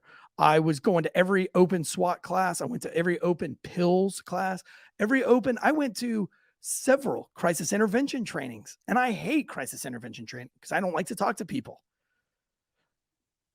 I like cops like that. But you have 6 cops, brother. 6 cops who are probably Andy Griffith, right? It's like a bunch of Andy Griffiths trying to all of a sudden. I don't want to shit on these guys, but the reality is like, I mean, it's not like they're top tier operators, right? Responding to this. They're normal community cops. Travis. Doing their thing. All right. 11:38 and 38 seconds. The suspect concludes firing, according to audio estimates, with 11 rounds. Investigators advised that 2 officers were injured by building material fragments caused by the suspect's rounds passing through the walls. So they're looking at themselves. Cowards. They got shot by the suspect. Cowards. Officers generally remained at the intersection of the west and south hallways and in the south hallway near the south entrance until the final assault. At 11:38:11, officers on scene but outside of the hallway call for additional assistance to include a tactical team with specialized capabilities. Well, what do you know? So now, Eric mentioned earlier, you go from active to hostage. There are 2 different responses, 2 different training responses. Now the gunfire is over. The gunfire has stopped. Yep. So their response is now shifted. Okay? Again, let you go into a bank, Tracy Harris. You're a police officer, you go into a bank and there's a bank robber and everybody's laid out on the floor and he's got a gun and you open that door and he starts shooting everybody on the floor. Guess what? You're just responsible for killing however many hostages. This isn't Bad Boys 2. Where that shit works out for you, where you open the door, you jump through the air with 2 guns, kapow, kapow, kapow, and you hit this dude and you hit nothing else. That's not reality. That's not reality. At this point, the dude has retreated into a closet and nobody's been shot and nobody's dead and he's not shooting anybody. Let's not forget that. Let's not forget that nobody in that particular room that the cops have him in, they did not get shot and they were not wounded themselves. Correct. It's very important to know because if those cops would have kept pushing that limit, now they did. They pushed the limit and he shut at the door and then went, shit, stop. Because if he starts shooting kids, now we've got an active shooter again and we've lost kids' lives. But if he's not shooting kids and he's only shooting the door, and they know that, okay, if we fuck with the door, he shoots. But if we don't fuck the door, he doesn't shoot. So let's get somebody in here that knows. We're gonna find that they try some other tactics here. But so an officer outside. This is they call for specialized teams. It's shifting now. 11:38:37. An officer outside of the hallway advises the suspect is contained. 11:40 at 58 seconds, they hear one round fired. 11:41 and 30 seconds, dispatch asked via radio if the door was locked. A UPD officer, responds, "I'm not sure, but we have," the quote, he says hooligan to break it. He's referring to a Halligan tool. At 11, hang on. Chris Dreyer, shoot him through the window. Because the suspect's so stupid that he just sat in front of a window, you don't think that motherfucker was hiding underneath a table or taking some kind of cover? You think he was that dumb that he was just standing in front of the window going, we don't have an unlimited number of cops. Come on, Chris, stop trying to act like you know something, dog. Like you've been there. All Shoot right. him through the window. At 11:41, 30 seconds. I'm not sure, but we have a tool to a hooligan. He says a Halligan. At 11:44, the suspect fires one more round. Again, from what I understand from people who were there as the scene was being processed, these shots are coming through the doors. He's firing at the cops. These aren't internal just to the classroom. That they're understanding that they believe they are getting fired upon. Okay. 11:48:18. A school district PD officer enters through the west hallway and states, "She says she is shot," referring to his wife. He is escorted outside of the building. Again, we talked about this on our first video. You cannot let people who are emotionally charged people, cops, not cops, whoever, just go in and start doing vigilante shit. That's not real life. Okay. 11:51 and 20 seconds. Law enforcement from various agencies, UPD, USICD, Uvalde Sheriff's Office, fire marshals, constable deputies, Southwest Texas Junior College Police Department. I know the marshals show up. The United States Border Patrol, they've arrived on scene and we're moving inside to evaluate the situation. At 11:52 and 8 seconds, the first ballistic shield capable of stopping rifle fire enters the west hallway. At 11:53 and 10 seconds, DPS special agent arrived at the perimeter and was advised to man the perimeter. Another officer makes a comment about there being still kids in the building. The DPS special agent advised if there is, they just need to go in. The DPS agent states at 11:56:49, "There's still kids over here, so I'm getting the kids out."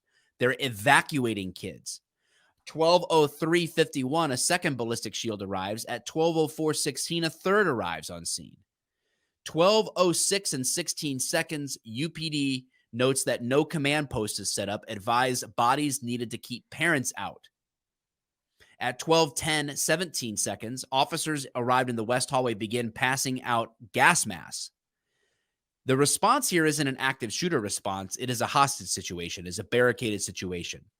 At 12:14 and 10 seconds, CS gas canisters and launcher deliverable varieties are brought in. What's their plan? Everyone that's arrived, they have decided they are going to throw gas in and respond that way because they don't find this guy actively shooting.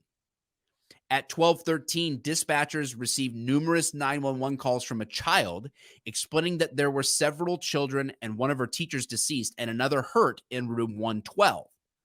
At 12:15:27, it appears that tactical team members from BORTAC assist with fortifying the law enforcement position at the intersection with ballistic shields. At 12:20:46, a fourth shield arrives in the west hallway. At 12:21:08, 4 shots are fired by the suspect within 1 or 2 of the classrooms. At 12:21:22 seconds, they set the double doors of 36 feet of rooms 111 and 112, bringing 2 ballistic shields. However, no assault on the rooms was conducted yet. Border Patrol medical teams begin setting up medical triage in the hallway. They had numerous backboards, medical kits, a defibrillator, as well as bleeding control supplies. From 12:21:16 until 12:34:38, a continuous conversation takes place in the hallway involving Consolidated PD Chief Arredondo and the UPD officer discussing tactical options and considerations, including snipers, windows, how to get into the classroom. They also discuss who has the keys, testing keys, the probability of the door being locked if the kids and teachers are dying or dead. At 12:35:39, BP agents arrive in the West hallway with the first observed breaching tool, a Halligan. From 12:37:45 until 12:47:25, Chief Arredondo attempts to negotiate with the suspect, speaking in English and in Spanish. The chief also calls someone to try to look into the windows from the outside, and he begins asking for more keys.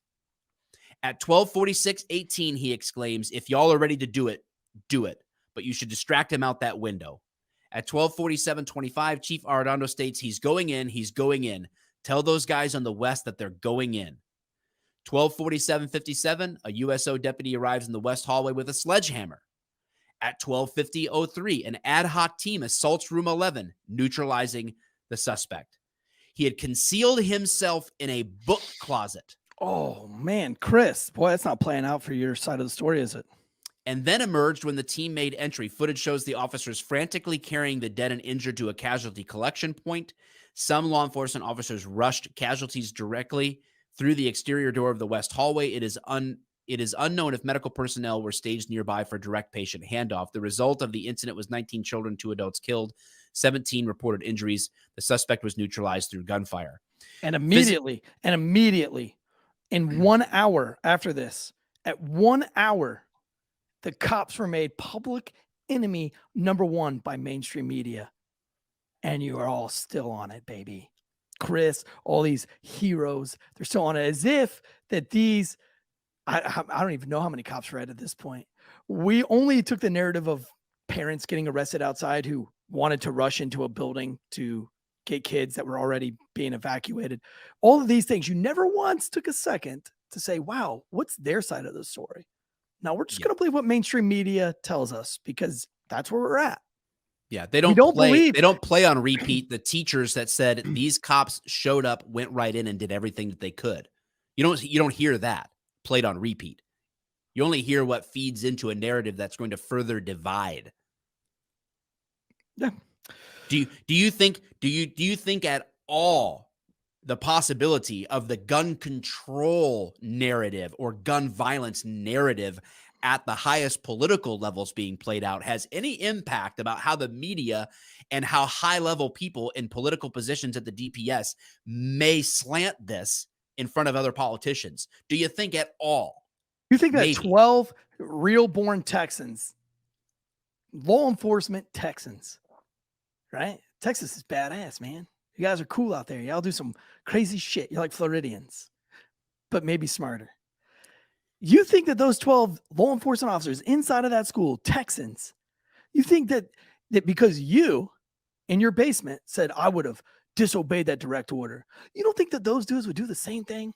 Those badass Texan police officers that train, that love the same tactics that you do, that love the same video games you think that those guys are just different than you, or that you're different from them?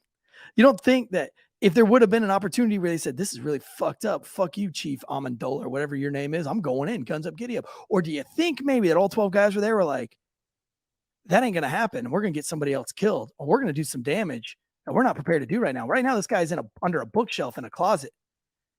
And we need to figure out how to get this guy without losing any more lives. You think maybe that could have been the case? Or do you think absolutely 100% no, that those guys were cowards and they wanted children to die? Also, Mike didn't mention the part of the briefing where one officer freaks out because he sees that his kid is dead in the other room. He didn't read that part. How do you think those other officers dealt with that? You ever been in a combat situation where one troop's battle buddy is wounded and hurt? That troop's kind of out, especially unless he's like some kind of Navy SEAL or hardened trained dude, but he's pretty much out. He cries. Watch Restrepo, the documentary of Restrepo, where one dude dies and the other guy just sits there and cries because that was his best friend, man. And shit turns off in your brain. You don't get to help that. Think he's embarrassed about it now? Probably. All right, physical assessment site. We need to get moving. The investigator escorted the ALERRT staff to the crime scene for a walkthrough. As expected, there were large quantities of dried blood in all three hallways. There were noticeable penetrating ballistic defects throughout various walls in the South Hall. The classroom doors were inset just over 36 inches into a 90-degree inset from the hallway to accommodate the swing of the outward opening classroom doors toward the hall. Each inset had two separate doors side by side, leading into a separate classroom. The door on the left-hand side of the inset opened outward from right to left, and the door on the right side, and we have an image of this somewhere, like it's got room 12 on the left and 111 on the right to show you guys. The door on the left-hand side of the inset opened outward right to left. The door on the right side of the inset opened from outward from left to right, as seen in here in figure 5. The classroom doors were two steel doors. The classroom doors had safety glass with security wire mesh embedded. The hardware consisted of a single metal door handle locking latch, 3 exterior metal hinges, and a door closure device mounted to the top portion of the door. The door jambs were composed of steel and set in metal and sheetrock wall. The door to room 111 had been removed for evidentiary purposes and collection. Once the evidence had been removed, the doors left on the floor of the room. The door for room 112 was intact and in place. There were noticeable concentration of exiting bullet defects in the area of the inset. There were noticeable bullet defects in the door jamb of classroom 111, approximately 5 feet from floor level. Both rooms 111 and 112 possessed an extraordinary amount of dry blood on the floor. The exterior walls of each classroom had 2 3x4 windows near opposing corners of each classroom. The bottom of each window was approximately 3 feet from interior floor levels, and they were equipped with mini blinds. From the exterior, the windows were approximately 4 feet from ground level. The windows were composed of a heavy aluminum frame with 3 lateral beams that were panels of tempered glass, as seen in that figure. An exterior window on the right-hand side as you enter room 111 had a clear bullet defect. Based on the fragment spiderweb pattern, it was evident that the window was composed of safety glass. So that it's spiders instead of shatters into small pieces. It appears the investigative teams cut out sections of sheetrock in the South Hall to collect evidence. I'm going to fast forward to the tactical assessment. Circumstances before the suspect entered the building. We identified 3 key issues that occurred prior to the suspect gaining entry into the building. First, a teacher propped open the door. Staff noted rocks. Most were external of the doors of the building. Based on this observation, it appears that the propping of the doors open is commonplace at the school based on where these rocks there. While the teacher did kick the rock and close the door prior to the suspect entry, the propping open of the door did not affect what happened in the situation. Circumventing access control procedures can create a situation that results in danger to students. After the teacher closed the door, she did not check to see if it was locked. Perhaps this was because the door is usually locked. However, on this day, the door was not locked. And because it was not locked, the attacker was able to gain access to the building. So, guys, this is what we're learning from this. Does that mean that that teacher is an evil human being? Was that teacher a coward or incompetent? Yeah. Was this a bad teacher? Was it her fault? Or is this just one of those things that we'll see a set of circumstances piling up to create the perfect storm for evil to do what evil wants to do? And again, context, Uvalde, nothing. It's not going to happen here. That's a mistake police departments and the city made. Yes, the city of Uvalde and all of its leadership failed those kids when they said it won't happen here, when they should be saying we need to be ready in case it does. And they weren't. That's just the reality. They weren't ready. That doesn't make them morally bankrupt. It just makes them naive and thinking wrongly. So the teacher left that unlocked. That's one problem. Second, the first responding officers drove through the parking lot on the west side at a high rate of speed. The suspect was in the parking lot at this time, but the officer did not see him. If the officer had driven more slowly or had parked his car at the edge of the school property and approached on foot, he might have seen the suspect and been able to engage him before entering the building. Again, this is an after-action review saying, here's what we could learn. So now what happens is if you hear about an active shooter and you're a cop, what this will mean is that they're going to say, hey, slow your roll up. Don't go screaming in. Take a more methodical approach. Take time to breathe. Enter the parking lot slowly. Scan. Turn your head. Don't get caught in tunnel vision. Don't let your breath and your vision close in and your heart rate elevate by screaming driving into the parking lot. And maybe you could have a broader view. You know what this is called? hindsight. Yeah. Does it mean Mike, that this guy was a coward because he drove too fast into the lot and missed seeing the guy? Mike, No. let me tell you real quick. My first stolen car, it plays in so well to this. My first stolen car, I was behind a stolen car and it took off. We were still allowed to chase at that time, but I knew the protocol. One, I had to stay calm on the radio, or they would call the chase off, because that was the big thing. They didn't want anybody irrational driving at speeds over 100 miles an hour. They couldn't keep their cool. So if you screamed on the radio, you wouldn't be allowed to chase. They would say, Correct. Stand down. Absolutely. So the first thing in my brain was, breathe, calm down, talk on the radio softly. Raleigh, I've got a stolen car. We're headed west, going 80 miles an hour. Next thing I needed to do was check the weather. Weather is clear, blah, blah, blah. But at that time, my adrenaline went up because it was my first stolen car. So guess what I tried to do? I tried to pull up the weather. Oh, dude, I've got better training than that. I'm a better person than that. But in the moment, I thought it was important that I bring up the weather on my laptop so that I could give a detailed weather report over the radio. And by the time I looked up, I lost that car. Nobody cared. Nobody cared that I lost that car. Nobody said anything. They just said, damn, it sucks. And everybody tried to find it. But I forever live in my brain that I know why I lost that car. I lost that car because I tried to do everything correctly. And I overthought everything in that moment. And that is war. That is combat. That was not that stressful a situation. It's a stolen car. But weird things happen. I say this, man. Somebody asked, what does weird mean? What I mean is weird things happen. And I think if you take a lot of these folks here in the chat, if you take a lot of these influencers, and you give them an active shooter situation and you don't tell them any rules, they all die. They will all die. And if you tell them the rules, then all the kids die. Thing is that it's like a football game. There's going to be a winner, there's going to be a loser, and there's going to always be mistakes made. The whole point of this was that in 1 hour, the entire nation came out and said that the cops were cowards and that they were incompetent. And my argument has been since day one that they are not incompetent and they were not cowards. They fell back to their lowest point of training, which is not their fault. And I don't care how much you want it to be their fault because you're emotional and irrational. And I'm glad that you're not cops. They're not irrational. They're not cowards. They fell back to their lowest point of training and they did the best that they could, and bad shit happened. But at the end of the day, guys, it's nobody's fault except this guy and his parents. It's the fact that he lived alone with his grandmother or his sister and his grandmother, whatever it was.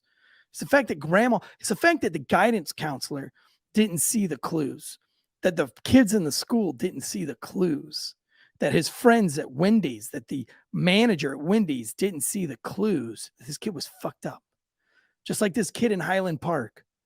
Nobody wanted to question the drawings that he publicly put out on YouTube.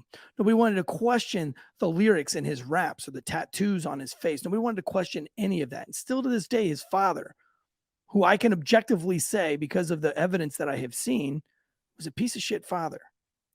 Yeah. Nobody wants to talk about that. All you want to do is blame some cops that showed up to die, that showed up to get shot at, that only wanted to do the right thing, man.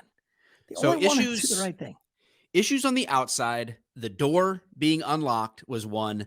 The cop kind of moving so fast through the lot, trying to get there, that he missed the actual target. And third was the guy that could have shot his AR and did not. Right? These are all things that we can look at in hindsight. The thing is, the state of Texas standards for patrol rifle qualifications, how far is the max? It's 100 yards. This guy is never, that we know of, would have never practiced shooting his rifle under stress at 148 yards with an unknown backdrop. He's getting ready to walk into the school. Who's behind him? If he misses that shot, what's the backdrop of what he's shooting into? A school. So, think about that. That's the outside. Internally, here's the issues that ALERRT came up with. They identified 3 key issues that occurred before the suspect entered the rooms. But I want to pause here and go back to something in the hearing as well, because with the hearing, they blamed the cops they blamed Arredondo for incident command problems. The problem is you can't have it both ways. Active shooter and hostage situation are 2 different things. In an active shooter response, listen up, folks, In an active shooter response, all the training, there is no incident commander. That's not a thing. You go in and you go toward the sound of the gunfire. There is no one person in charge other than the people going after it. You just go deal with the situation. There is no incident commander. So in the hearing, when they blame Arredondo for poor incident command, the only way to blame him for poor incident command is to admit and recognize the situation had been changed from active shooter to hostage or barricaded situation. That's the only way to blame him. And when the Texas DPS testifier was confronted about this, he had no answer. Again, this is why I didn't use the hearing and just jump on the bandwagon like so many other content creators jumping on the hearing and saying, yep, well, that settles it. No, it does not. Too many contradictions in that hearing. But we go to the inside. ALERRT finds 3 key issues. 1, Uvalde had protocols in place requiring doors to remain locked at all times. The school is currently on active lockdown prior to the suspect gaining entry into the school. The suspect was still able to gain access to room 111. Here again, is this the cops' fault? Do you think it's the cops' fault that they didn't follow procedure, Eric, inside? No. The one teacher probably did save other lives by running to the south doors and saying, hey, there's a guy with a gun here. Teachers start getting themselves to the classroom, but the door wasn't locked soon enough, according to protocol, for him to stop getting access to room 111. We received information from the investigating officer that the lock on room 111 had been reported as damaged multiple times to the school through work orders, never fixed. So does that mean the teachers are evil? Does that mean that the school staff and the school board are evil because they didn't replace that lock in time before this happened? Are they all cowards? The second issue involves having a team of officers at both ends of the south hallway. ALERRT teaches that a single team should be in a single area of the building at a time. Having multiple teams or splitting an existing team can create crossfire situations. If the suspect had emerged from the classrooms, officers from both teams presumably would have opened fire in the likelihood of officers at either end shooting officers at the other end. The team should have quickly communicated, and officers at one end of the hallway should have backed out and redeployed to another position. Additionally, ALERRT teaches that teams consisting of up to 4 members, larger than 4, tend to create a congestion. We learned diamond formation, so break up into smaller groups of 4 versus just a big gaggle. The third issue revolves around losing momentum. The first 3 responding officers enter the west hallway at 11:35:55, and additional officers enter the south hall at 11:36 on the money, 5 seconds later. Audio recordings indicate that the suspect was actively firing his weapon until 11:36:04. They move toward the gunfire, which is acting as their driving force. The 7 officers converge on the rooms at 11:37. As they approach the door, suspect begins firing. The gunfire caused both teams of officers to retreat. We note that the officers did not make contact with the door. They never touched any part of the doors. The teams approaching from the north fell back to the T intersection and the west and south hallways. This is approximately 67 feet from the doors. The team approaching from the south fell back to the south hallways. ALERRT teaches that first responders' main priority is to first stop the killing and then stop the dying. Inherent in both of that, stopping the killing and the dying, is life scale. At the top of the scale, the first priority is to preserve the lives of victim and potential victims. Second is the safety of the officers. Last is the suspect. This ordering means that we expect officers to assume the risk and save innocent lives. Responding to an active shooter is a dangerous task. There's a chance that officers will be shot, injured, or killed, something that every officer should be acutely aware of. To adhere to the priority of life, the first responding officer's actions should be determined based on the current driving force. In this instance, there is suspect actively shooting inside an occupied school. The active gunfire is a driving force, and the officers correctly responded to this driving force by moving toward the rooms that were being attacked. Ideally, I want you to, do you just listen to what they just said? They did what they were supposed to do. They take fire. They fall back. Gunfire continues. So yes, they need to continue to attack this. Now we get to this part where it says ideally, but they didn't do this, but ideally they would have, but it doesn't mean them cowards, right? Cowards. But ideally the officers would have placed accurate return fire on the attacker when he began shooting at them. Accurate return of fire, body armor, and cover. The ABCs give the first responder a tiered approach to achieving cover while maintaining control of the situation. Further, the ABCs are presented in order of preference. As noted in Figure 6, there was a window in the center of each of the classroom door. Officers could have utilized the window to send accurate return fire back at the suspect. Even though the room was darker than the hallway, the suspect would have been backlit by the exterior window. Any officer with body armor should have squared their body armor to the threat to improve protection. In this situation, we don't believe that the last course of action, moving to cover, was a viable option because of interior obstructions, and therefore would not have stopped bullets. Maintaining position or pushing forward to a better spot to deliver accurate return of fire would have undoubtedly been dangerous, and there would have been a high probability that some of the officers would have been shot or killed. However, the officers would also likely have been able to stop the attacker. So again, this is all in hindsight. It is not surprising. This is the ALERRT summary. It is not surprising that officers who had never been shot at before would have been overwhelmed by directed gunfire. This is especially the case if they had not been in consistently training to deal with this type of threat. However, after retreating, the officers were still presented with a clear driving force. The suspect was actively firing his weapon when the officers entered the building, and a reasonable officer would have to assume that there were injured people in the classrooms. They also knew the suspect was still alive and preventing them from accessing the wounded. This becomes the driving force. And this is where everything starts to fall apart, because now there's confusion. The teams aren't communicating with each other well. There's no communication with the outside because radios don't work. And there's a freezing of what happens now. Now what? We tried to go after him. We get shot at. We can't get in. Now what? There's these suggestions, right? Suggestions. Perhaps the simplest plan would have been to push the team back down the hallway and attempt to control the classroom from the windows in the door. Any officer wearing rifle body armor could have assumed the lead, a team breaking up into different teams of 4 and reapproaching and trying it differently. They could have tried to find another way. Both options, A and B, could have been done simultaneously. But again, we've got multiple jurisdictions that don't train together, showing up to an incident in a place where they didn't have the equipment and they weren't prepared for it, trying to deal with no communication with the outside. The shooting eventually stops, and the incident shifts at the leadership of Arredondo to a more hostage or barricaded situation. So that's I think that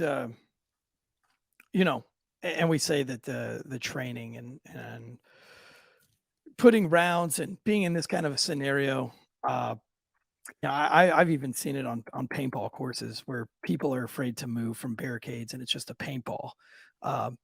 You amplify that by active rounds. And I've been shot at. I've been with many men who have been shot at, and many of my friends have actually been shot. Like, I physically have been with 4 of my friends that I closely know, that I've sat in the hospitals with them after they were shot in the face. One of them was shot in the face and the throat. And I've seen the effects of what happens when a bullet hits somebody. And I feel like I would have been on the scene, and I probably could have contributed from my experience to what was going on. And maybe guys like Tim Kennedy, and listen, Tim Kennedy's way cooler than I am, or way cooler than anything that I've ever done. And I'm sure he would have had a lot to bring to the table there. Or what's your Ranger buddy from Ranger Up? Nick Palmachano. I'm sure that he would have had so much to bring to the table here, but those people weren't there. These are small town cops that were there doing the absolute best they can. And Chris, I know that you're adamant on what a gunfight looks like and how you can just peek through a small window while somebody's shooting at the same window that you are and then just magically shoot them. But there's a lot of aiming that goes in. There's a lot of breathing techniques. There's a lot of things that happen, especially if you're not trained in that, to pie off of a window and take a shot in less than a second and not hit anybody else on the other side. Plus, it takes a mental attitude to do that as well. And if you haven't trained for that, then it's just simply not going to exist. You don't rise to that occasion. You fall back to your training. If you don't have the training, you're not going to do it. I will link to this graphic for you guys later, but It's at 12:35. Border Patrol agent arrives with the Halligan. So they use a Halligan, a combination of a Halligan and sledgehammer on the door to make entry. We know that. There's more to talk about. Question. This is a great question. This is a really good question. That's the only reason I'm interrupting you. Joseph Russo says this may be a dumbass question. It's really not. I understand no one wants to be shot, but at what point do you say, fuck it, we're going to die, but the kids need help? I understand, easier said than done. That is a great question. And I think had he had been shooting kids in that particular room, I think they would have done that. I think they would have opened that door. But I think what the wrench in this is, remember I said I think, right? Like I don't know. The investigation's still not completely done, but I think him retreating back into that room behind a bookcase and only taking shots at the door put in the minds of somebody there that, wait a minute, this is now a hostage and we're going to actually get kids killed if we keep pursuing this guy. We need to figure this out. He's not shooting anybody right this second. And again, their adrenaline's going. Somebody mentioned in the comments that they're just sitting in a hallway bored. Brother, I've looked into this. That's the silliest thing I've ever Nobody heard, was dude. bored they weren't like pulling out the deck of cards and playing solitary. Everybody was trying to problem solve. And you got a bunch of alphas. You got a bunch of, well, maybe not alphas, but you got a bunch of people that are giving out ideas and suggestions, and those things take time to go through. So I think to answer your question is, I think if he would have been in that room slaughtering children, they would have opened that fucking door and they would have went and got to work. But I think the fact that everybody was laid down in that room and the only rounds he was putting on was that door, that tells me, hey guys, we keep messing with that door, he keeps shooting. If we don't mess with that door, we can get somebody here that knows what they're doing, to come and get this guy. Yeah. The problems as we summarize this is there's a perfect storm of things that just could have been done that we only know in hindsight. And then also just keep in mind, like there was a ton of extra parents and people around. They did save countless kids and get them out of a removal of people was also happening during this time.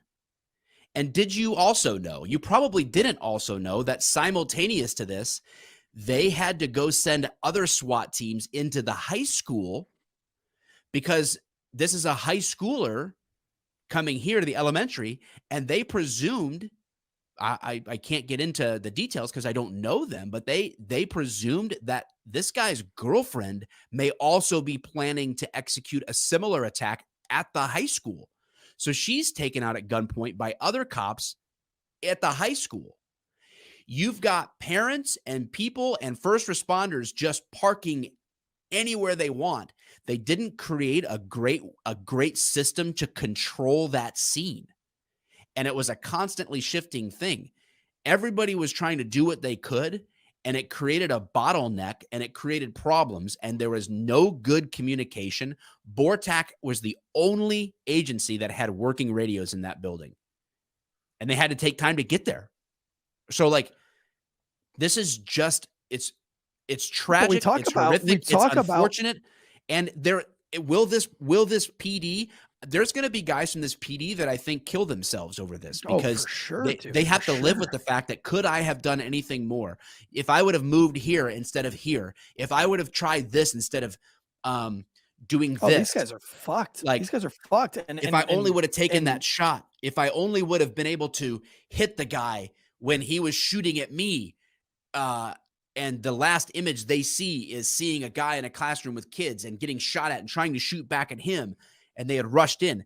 There's all sorts of things that are going to come out from this. But what we have to understand, again, to go back to the beginning, is that this kind of stuff, you try to do everything to prevent it. You try to do everything to plan for it. But in a small place like this, they were not ready. They were understaffed, under-equipped, poor communication, poor inexperienced leadership, to be honest with you. Sure. That somebody could have stepped up. Could there have been a better IC when they shifted to where they had defensive posture and trying to formulate a plan? Could there have been a better, more decisive leader with more experience? Yeah. But it doesn't make these people callous and putting their own lives above the kids. It's just a a bridge too far to make that connection. Incapable to perform at the kind of levels we would wish they could perform at in this situation. Yeah, that's obvious, guys. I'm not disputing that. I'm not disputing that they couldn't be better trained and have better working minds under that kind of stress. But do they train that way? Are they ready for that? It doesn't make them immoral. It doesn't make them cowards. It doesn't make them what they're being painted out to be. Let me jump in really quick. It's a great story that covered exactly what you just said. When I went to a particular school in the Special Forces qualification course, and there was a first sergeant there with me. And this first sergeant, I believe, had a Purple Heart from Iraq. I don't know his whole background. I didn't look at his DA-214, but there was a lot of rumors. I mean, this is a first sergeant, and he was going through SEER school for whatever reason. This guy was a first sergeant, and he wasn't in the course with me, but he was at SEER school while I was going through the Special Forces qualification course. And I didn't know him, but he didn't like me off the bat. Now, I had gone through a bunch of different courses to get to this point in the Special Forces qualification course. And so I knew a lot of the guys that I was with in SEER. I did not know this guy, and he did not know me. And he accused me very early on in the school for smiling too much. And he thought that I didn't take the course seriously because I was constantly smiling. Later, him and I became good buddies because I think he understood me better later on in life. But he was a first sergeant that I didn't know. Now, we didn't wear rank. So it wasn't really apparent to me that he was a first sergeant. I've only heard rumors of this guy. But he and I found ourselves on the same team of 6 guys going through this course. And at one moment, we had a stressful situation an obstacle that we had to navigate to continue on with the training. And I didn't feel like his decision-making was all that great. Matter of fact, there was a guy from the 160th SOAR with me who also didn't think that his idea was that great. But then at the same time, you're like, well, this guy's got more experience than me. He's higher ranked than me, and I don't really know him. So maybe we just go with what he's got, because maybe I'm wrong, because I am a very low rank. I'm a very young guy, and I don't really know that much. And so we went with this guy's ideas for a long time until he finally came to both of us and said, listen, guys, I fucked up a lot. Anybody got any better ideas? When we talk about those guys in the hallway, do you not think that maybe for a minute that was what they had going on in their brains? Hey, this is my leader. If I'm in a situation with Mike, I'm always going to rely on Mike. And I bet you, Mike, if offline, bet you Mike would agree to some mistakes he's made in this podcasting realm, even though he's famous and I'm not. But I bet you I've made 1,000 more mistakes to his one. And I think at the end of the day, if Mike's going to do something on this podcast, I'm 99.99% of the time going to listen to him, because there's probably something there that he knows that I don't. And I have to trust that. And I think some of these officers may have trusted some of their leadership and just hope that, I don't know, man. I don't know. I would do this. But maybe they know something that I don't. Maybe they know something I don't. At the end of the day, guys, I have said this. This is my belief. I'm not going to speak for Mike, but this is my belief. Those cops were not cowards, and those cops were not incompetent. Those cops did the best that they could, and bad things happen. We can all learn from all of this. But these comments of that they're cowards and that they didn't do things, it's ignorant and it's false. And there's no evidence to back it up. There's stories to back it up, but there's no real evidence. We just read through the whole timeline. Nothing that they did in that timeline is glaringly cowardice or glaringly incompetent. Yeah. It's people have a mental hurdle. Well, they just stood in the hallway. They did not yeah. We again, this incident were the cops cowards at Columbine? I mean, because the training at the time was you don't go in during an active shooter. But that changed after that and began to shift and is constantly evolving the right response. And will this incident shift some things in the police culture and in response? Yeah, it will, and it should. And it's unfortunate that it takes an incident to learn where your gaps are. You know what the problem is. Do you think in Uvalde they're gonna darn well be fixing their radio system now? Do you think so? Yeah. Do you think that work orders on school doors are gonna get dealt with now? Yeah, probably. Do you think teachers are gonna prop doors open? Probably not. You know, Do you think cops are going to get more specified training? Do you think the cops in that area of the country now are going to start getting better equipment and be ready to have go bags in their car with pry tools? And do you think they'll get better training on advanced entry, even at a basic level, because they're a small department and don't have advanced tactics? Yeah, all these things are true. Could they have responded better to this? Yes. But we've never disputed that. Could they do this? Yes. Yeah, they could. But that doesn't mean that we should assign the moral categories of cowardice or selfish or any of those other things to them. It means, hey, they were not ready for this. And there was a lot of things that coulda, shoulda, woulda, but didn't for a number of reasons. And you're looking at a lot of strings attached to one ball. It just cuts here and there, and it's just one big cluster. It's what they call a gaggle. This was a gaggle, dude. Like, no time, shifting focus, lots of moving parts with people who are not ready to deal with it. It was evil perpetuated by an evil human who needed to be, his life needed to be ended for sure, needed to be stopped. And I hope that we take these lessons and we apply them across this country and be better prepared to protect our kids in the future from this kind of nonsense. But divorce yourself from the politics of it, from the media of it, and think through. Man, wow, that went. I knew it would be long, but we went long. Whew. Yeah, I think it's super. Yeah, I don't know. The whole thing to me is like, Mike, you train in jujitsu and you're a great cop and you're a brave guy.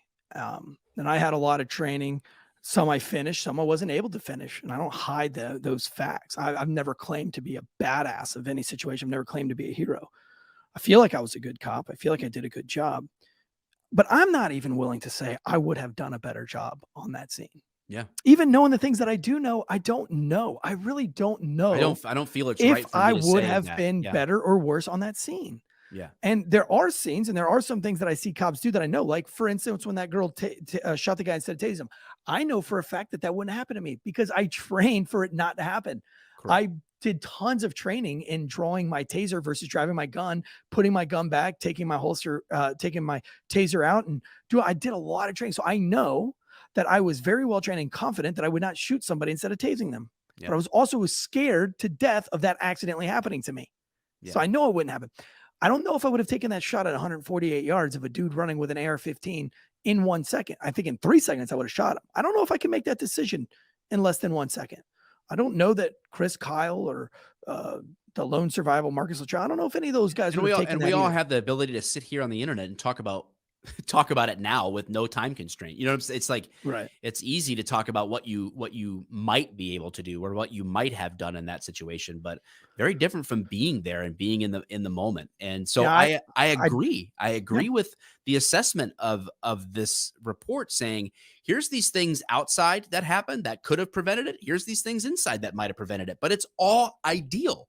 This is compared to the ideals of things, not the reality of what the perception for people in that actual situation faced. And we know we're going to continue to face all the hate and all that stuff. And we knew we would do that. Fine. But this is our Uvalde update. I don't see us doing much more on this incident in the future.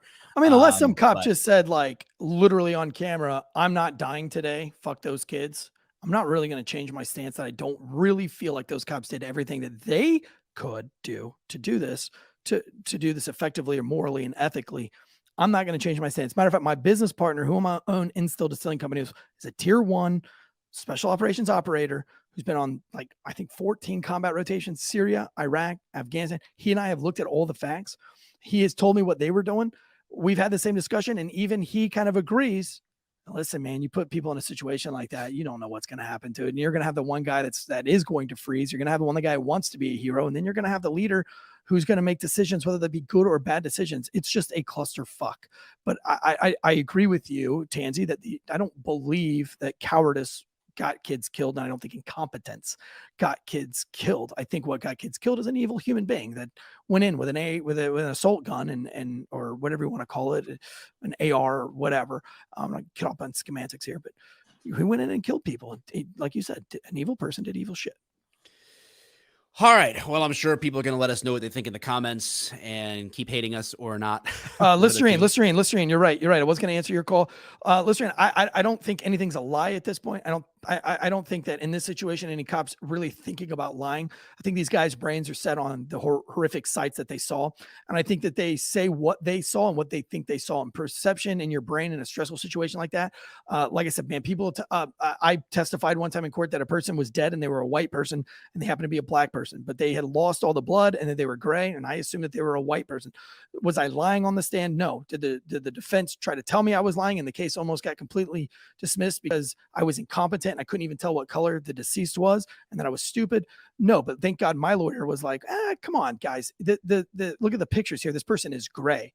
He doesn't know what a dead person with no blood, like what a dead black person with no blood in their body because they slit their own throat and they slit their own wrist before they murdered or after they murdered their child looks like. So, was I lying on the stand? No. Did I swear under oath that person was a white person? Sure. I'm not a liar. I physically thought in that moment under that stressful situation, seeing a dead child and a dead mother who had slit her wrist, I thought she was a white person. I think that in different scenarios and different situations, you do see things differently. I might say that, Mike and I have done this exactly on this podcast where I've said, I physically watched Overpay Producer hit this button. I physically saw it happen. But then Mike will say, well, yeah, you saw him hit this button, but what did you see him do it on the back end or the front end?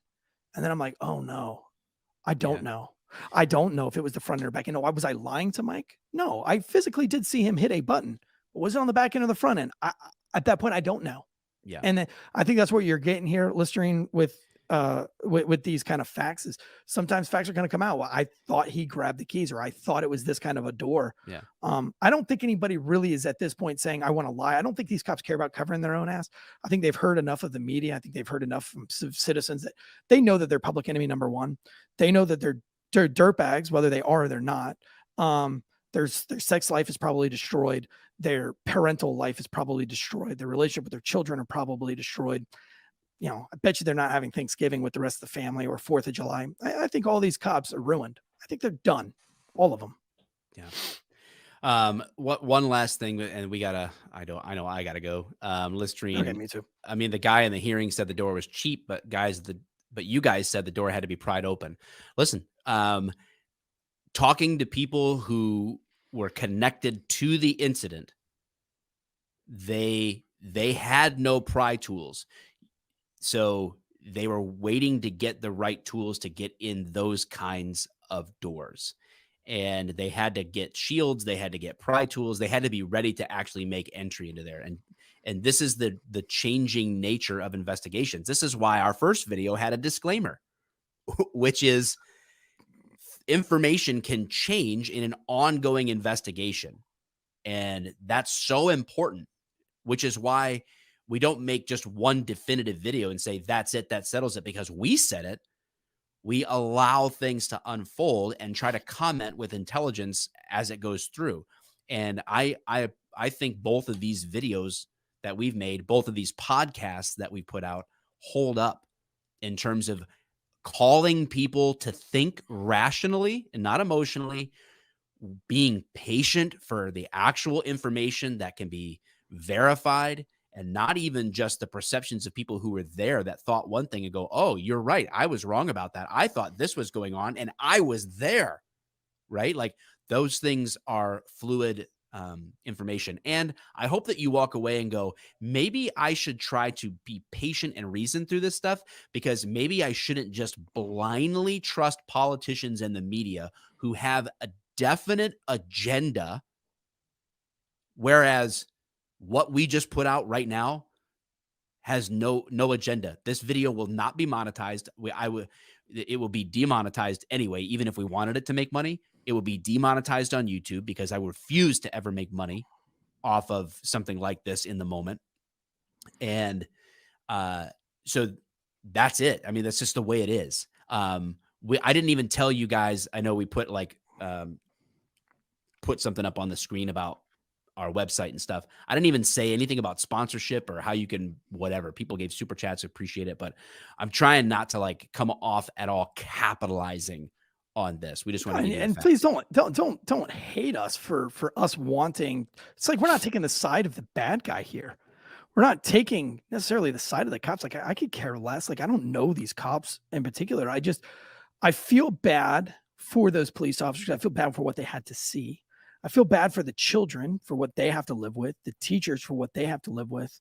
But what I really understand more is that this is a generational problem where we are fueled by the emotions that are put in place by the media. And you got guys like Deadwood and Chris Dreyer, some real badass dudes. Maybe you are real badass, but I don't care how badass you were. You weren't there, dude. If you were so badass, then go be there. I don't know. Yeah, like real hard charging cops, they go to Chicago. Real hard charging cops go to LA. Real hard charging cops go to Raleigh. Real hard charging cops go to Jacksonville, Florida, or Hillsborough, where Miami, where there's real crime. Real badass hard charging operator, Navy SEAL type wannabes. They don't go to Uvalde, Texas. People who want to just help their community and be a better human being and do something other than work at the hardware store in that community or work at the post office. Somebody that says, you know what, I've got a little bit of physical aptitude and I passed the test and I went to college and I think I want to try to help people on a law enforcement status. So, these guys never claimed to be badasses like you, Chris, or you, Deadwood. These guys weren't claiming to be Navy SEALs, brothers. These guys just signed up to do the best that they could do. And if you are really that badass and you're really that awesome and you've got that much combat experience, then you should always side with that the guys did the best that they could. You don't watch documentaries like Restrepo or Apache Warrior or Black Hawk Down and say, oh, well, no, they retreated. Or, the Apache Warrior, they didn't finish their mission, right? They turned around. But nobody watches that documentary and says those Apache Warriors didn't complete their mission. Technically, they did not. And the real warriors that were in that situation, in those Apaches, they'll tell you on that documentary, we didn't complete our mission that night. We didn't do it. Black Hawk Down, those guys retreated a bunch. Tactically fell back is what we call it now. And I have no problem with that. I think those guys are all heroes. They lost 30 of their own guys. They had a hard time cutting somebody out of a helicopter, but we all learned from it. And now they can cut people out of a helicopter with Deadwood Chemical says the lady you had cuffed went and got her 2 kids. We didn't cuff anybody. Yeah, I don't know what we weren't there. And like I said, you can listen to the narrative that's put out by the media, but have you even tried to find contrary opinions to that? Have you even tried to think about that? Why the cops might not let parents rush in to the school? Have you even thought that through? I don't think so, because you would know the answer, and the only right answer is that you would never let everybody just bum rush the school. Yeah, what if Shitbag's dad was one of those people trying to bum rush the school? My son's in there, but his son's the one killing people, and then his dad goes in there and avenges the son's manifesto or something. Who knows what could go wrong? I mean, that's the problem with all this. It's all the all right, man, my tacos are cold. Yeah, let's go. I gotta go eat. All right, see you guys later.